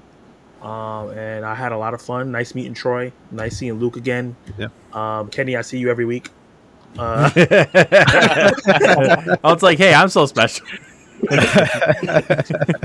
I'm joking, Kenny. You're good. It's all No, good. it was great to be on here and nice to meet you all. And yeah, I had a blast. It was fun to talk about Superman. Yeah. Thank you so much for having me on, man, and also considering me. This was a really good and fun time, and honestly, after today, I'm sick of Superman. It's been a lot of Superman over this past week, and I'm like, you know what? Love you, bro. But we gotta go. Well, how about yeah, how about we all come back and do Fantastic Four? Sounds good. Actually, Maybe, I've never maybe. seen Fantastic, so that sounds like a good time. I don't know if I want to sit through that. Oh God. Yeah. But yeah, parting words of wisdom: never neuralize your girlfriend by kissing her. That's wrong. I was like, where are you going with this? He's giving you the words of wisdom. That's what he's doing. I'm scared to look. Like Oh my legit God. words of wisdom coming from Kenny. Yeah, exactly. Well, that's all I have. Everybody, up, and away. We out.